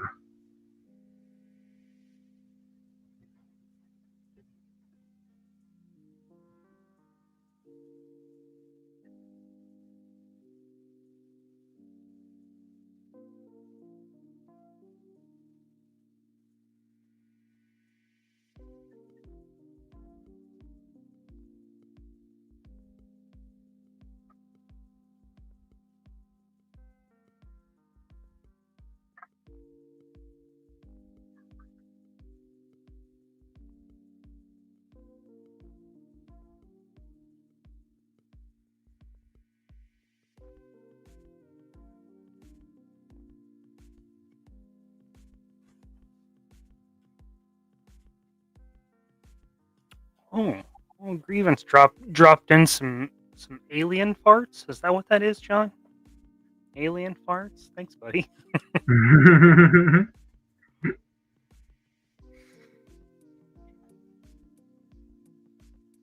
All right.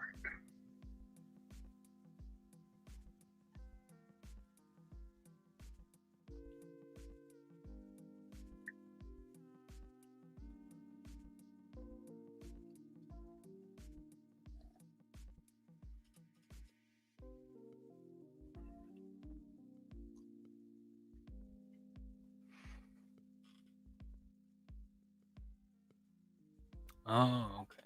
All right. That's good too, I guess.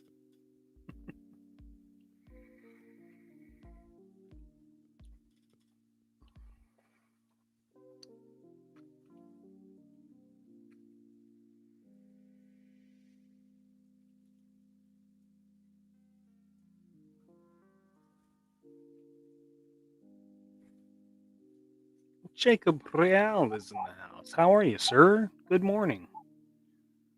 Good morning over there in the sunny deserts of New Mexico. How are you, buddy?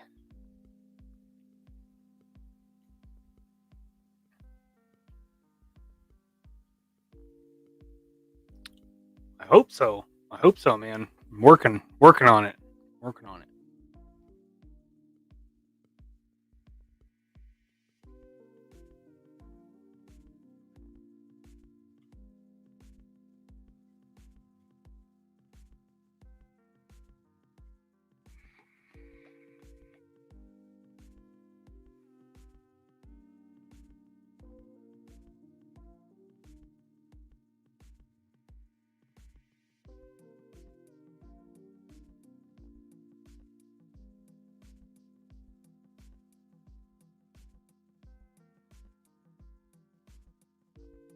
Now this is too far out.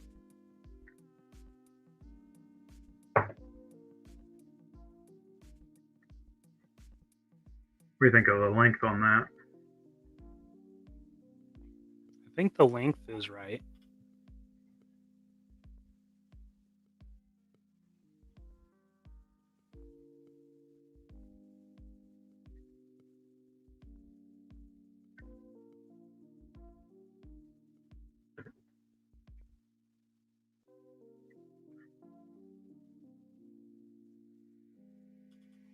And this should be about right here. Yeah, I would say so. Okay.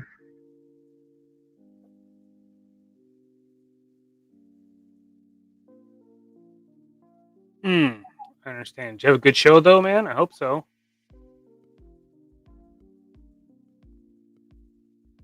John is working on the file that was Duke's classified rifle and making it different versions for different military applications. So now he's kind of working on a longer range one.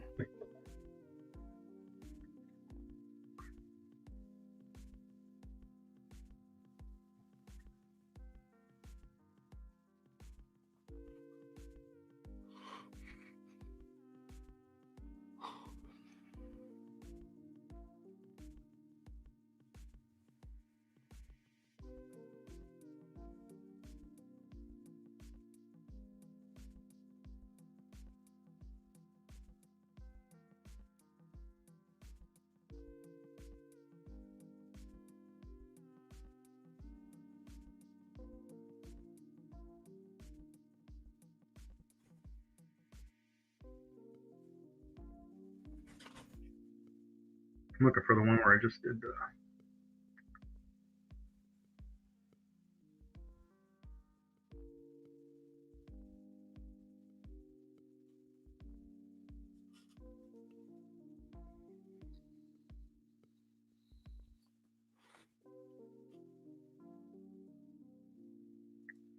Okay.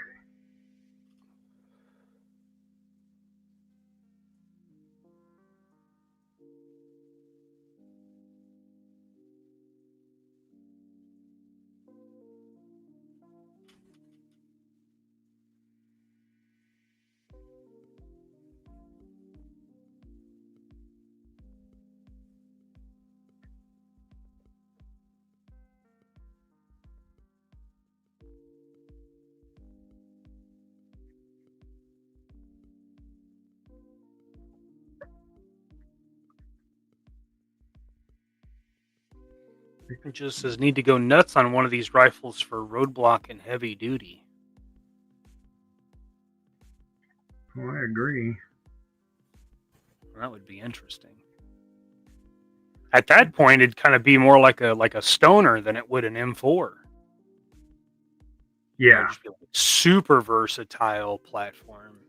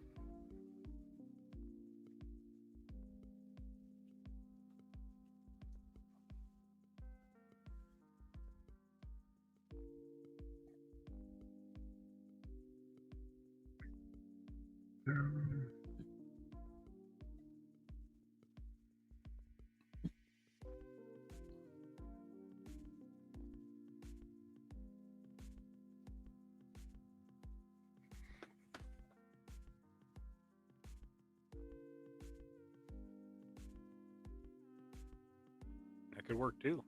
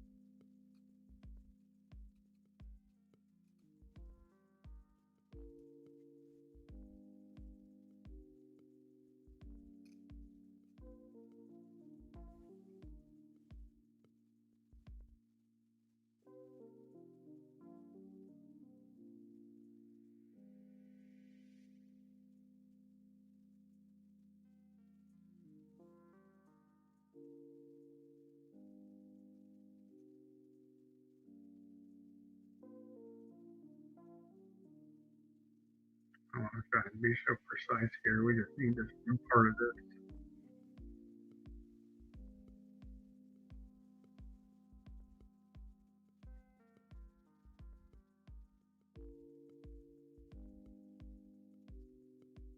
Now you're just pissing me off.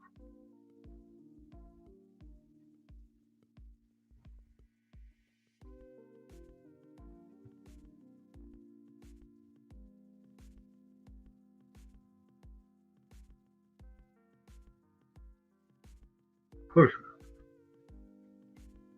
All right.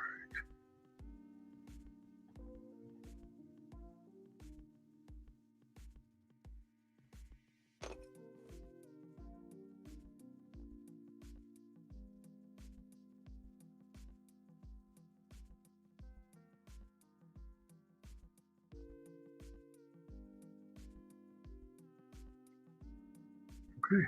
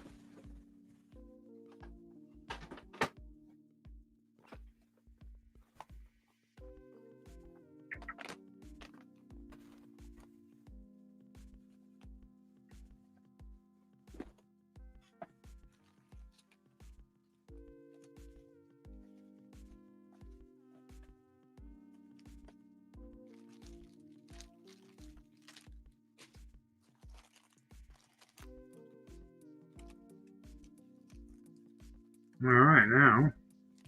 What do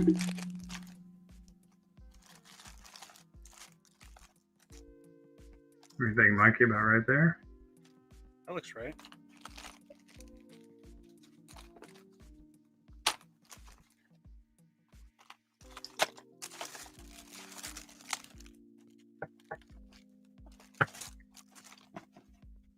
Yeah, that'll work. All right, I'll do a few more things to this. A long rifle version of it.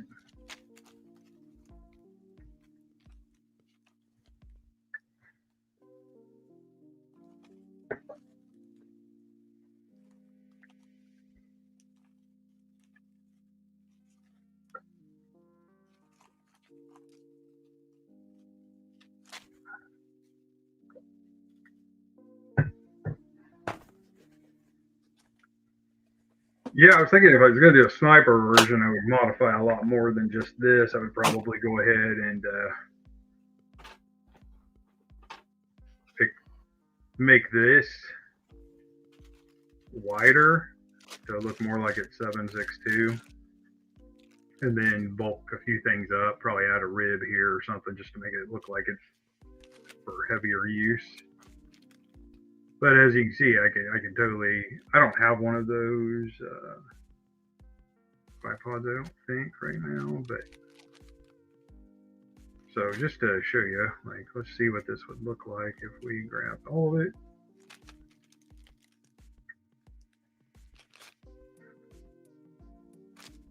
Export it.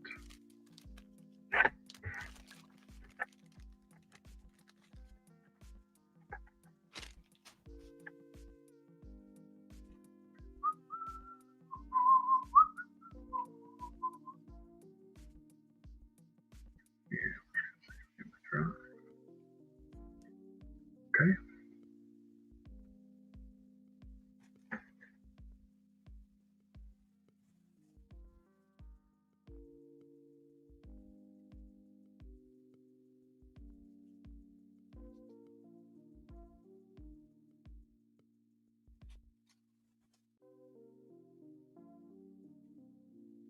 All right, we're going to switch over to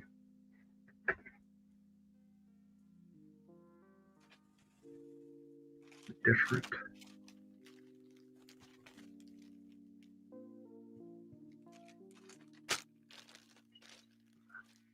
Let's have this open, so I'm going to use it.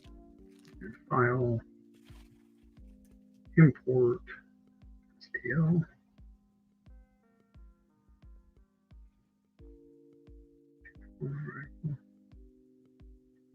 All right. Here's that little quick kit bash. This is what it looks like.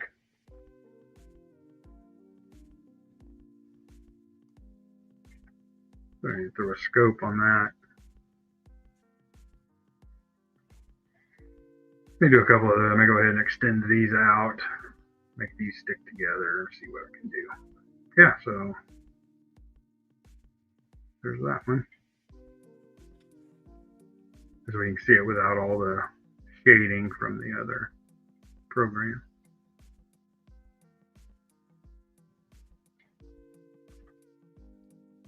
But yeah, so there you guys go. There's a just some quick and dirty editing and stuff. When you have a model already, you could do this with any model. If you're getting models from Don Man or anybody like that, you can make modifications like this, just like you can. You could, if you want to add hair, to a head sculpt. If you had that capability, this is how you would do it. You would just make your edits on the file, start whipping the file in. In Onshape, I have to do a lot more dancing around to get what I want, but the end result is the same. Like I can. It's like kit bashing when you have a bunch of parts. I can just take, like, if I like a scope on another rifle that I have a model to, I can just cut that scope off and pull it in there and throw it on. Whatever I got to do that.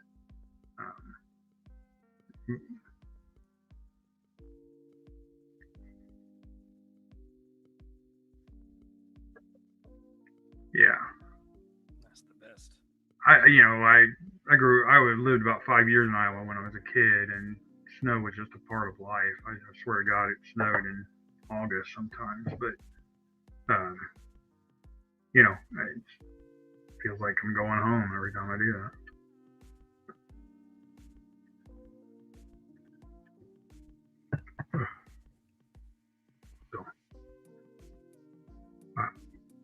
I hope you guys enjoyed that. That was something we were doing earlier, and I felt like it was a little more fun, just showing you guys what can be done and and I really appreciated everybody's interaction. So there were some comments that were made that I will try to think about doing some other stuff. I only have a couple of days here, and I have other things I have to get done this week before we go. But I will try to get together that. I'll throw those together because those two we did here as a team. It was fun. I really enjoyed it, and thank you to everybody that participated and had comments about it. That helps. Eventually, we might get to a point where we just kind of build something where I have to fab something. That was all kit bashing with pieces that were available, and I just took this and took this. Basically, everything I did was off of that Duke model. And I don't have a lot of those like that. I just got lucky with the Duke model. It had a couple of other guns in it that I could play with.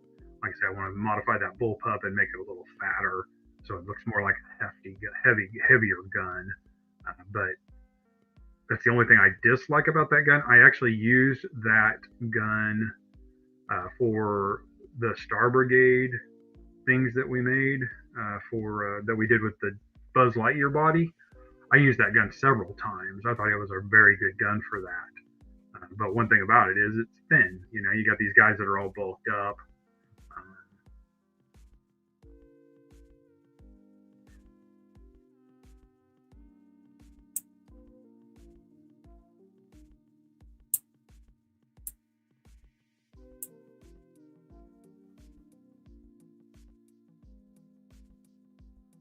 Back button again. Anyway, I will check on it.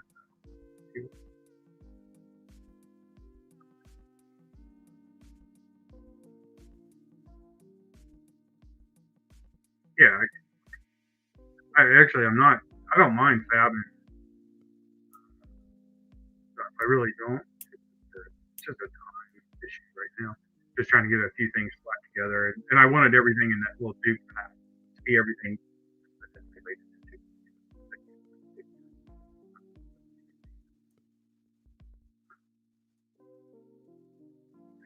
Thanks, Mom. So, but that's it. Last time we got together, we talked about all the stuff we're going to be offering. We'll, as usual, we'll have the action assault kits. We've got Thunder helmet.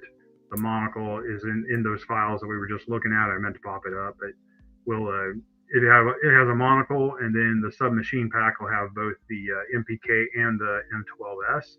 So you just get both of those. You get both of those submachine guns in that pack. You can use them for Thunder, and if you want to equip Alpine with his proper retro gun, then that M12 is that gun. So M12S. So that is that gun. So you can do that. And we did talk about that at the last show, so that's not like a big surprise to everybody. You know what I mean? Let's see what else will we have. We'll have the Duke pack. We'll have. I'm trying to get some more Stinger conversions for the Stinger to convert it into the. Okay. Help me out, Mikey. Stinger conversion Panther. to make it the Panther Jeep from SAS. So all you got to do on that is you get the original vamp style cannon.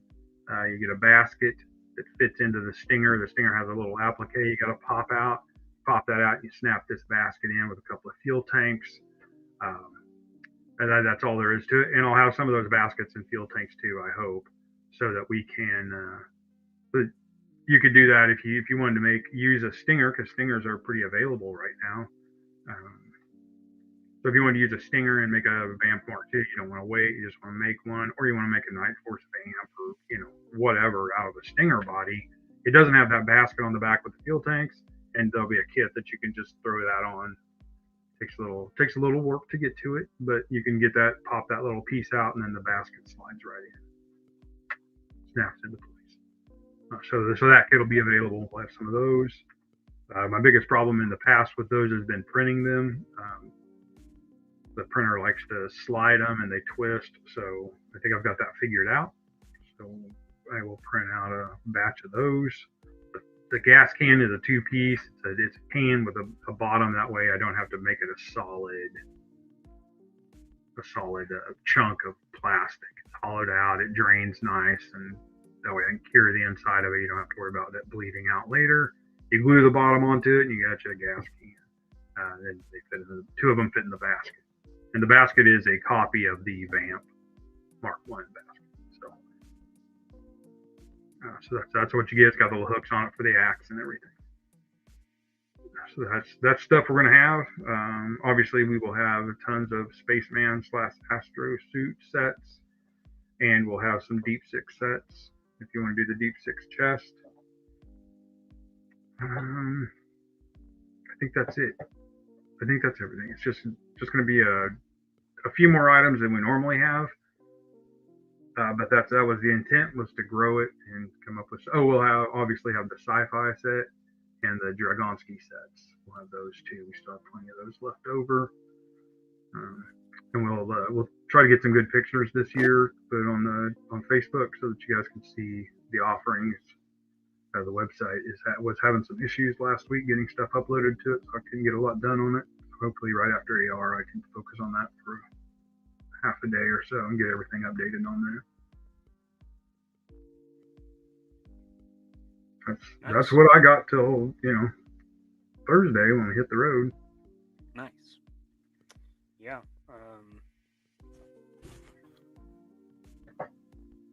Yeah, it's coming up, man. Jeez, just a few days. Mm-hmm. Crazy.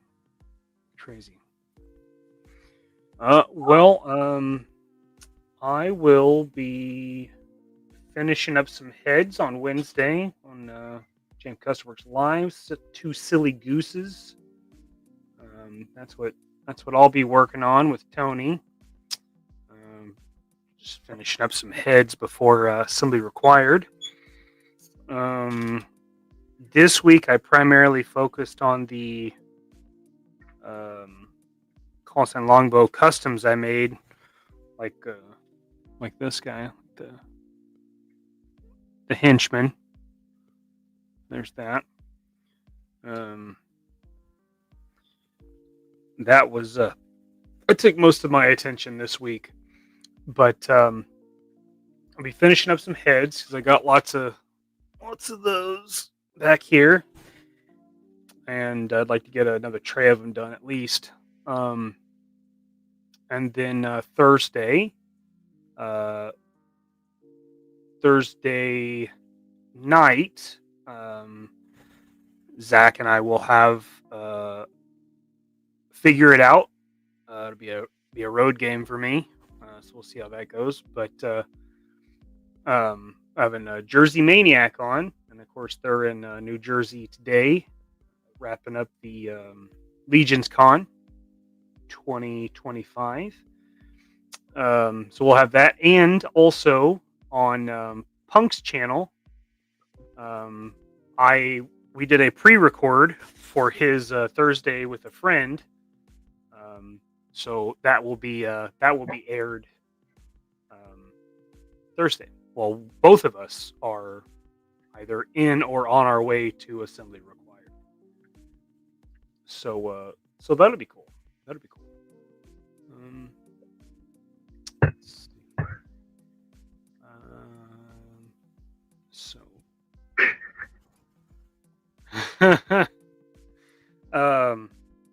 So first off, Tony will be live in about an hour and a half. So check him out. We're getting another new episode of LSWA. We'll take a gander at that. And then Thursday night with a friend.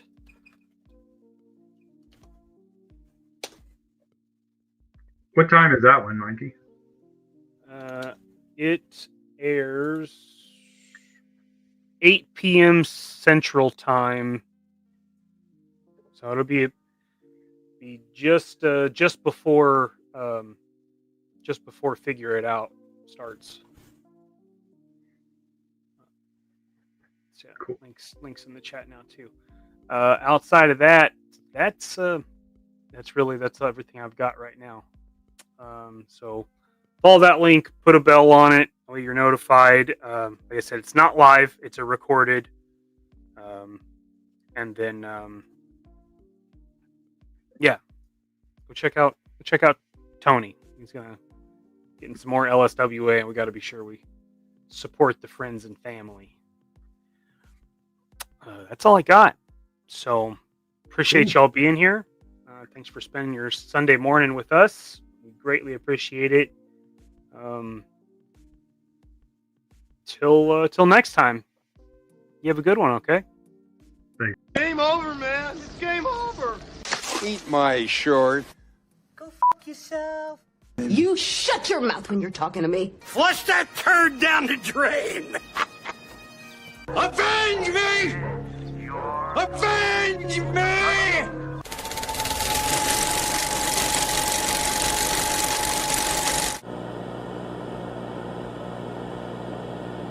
Thank you. Thank you.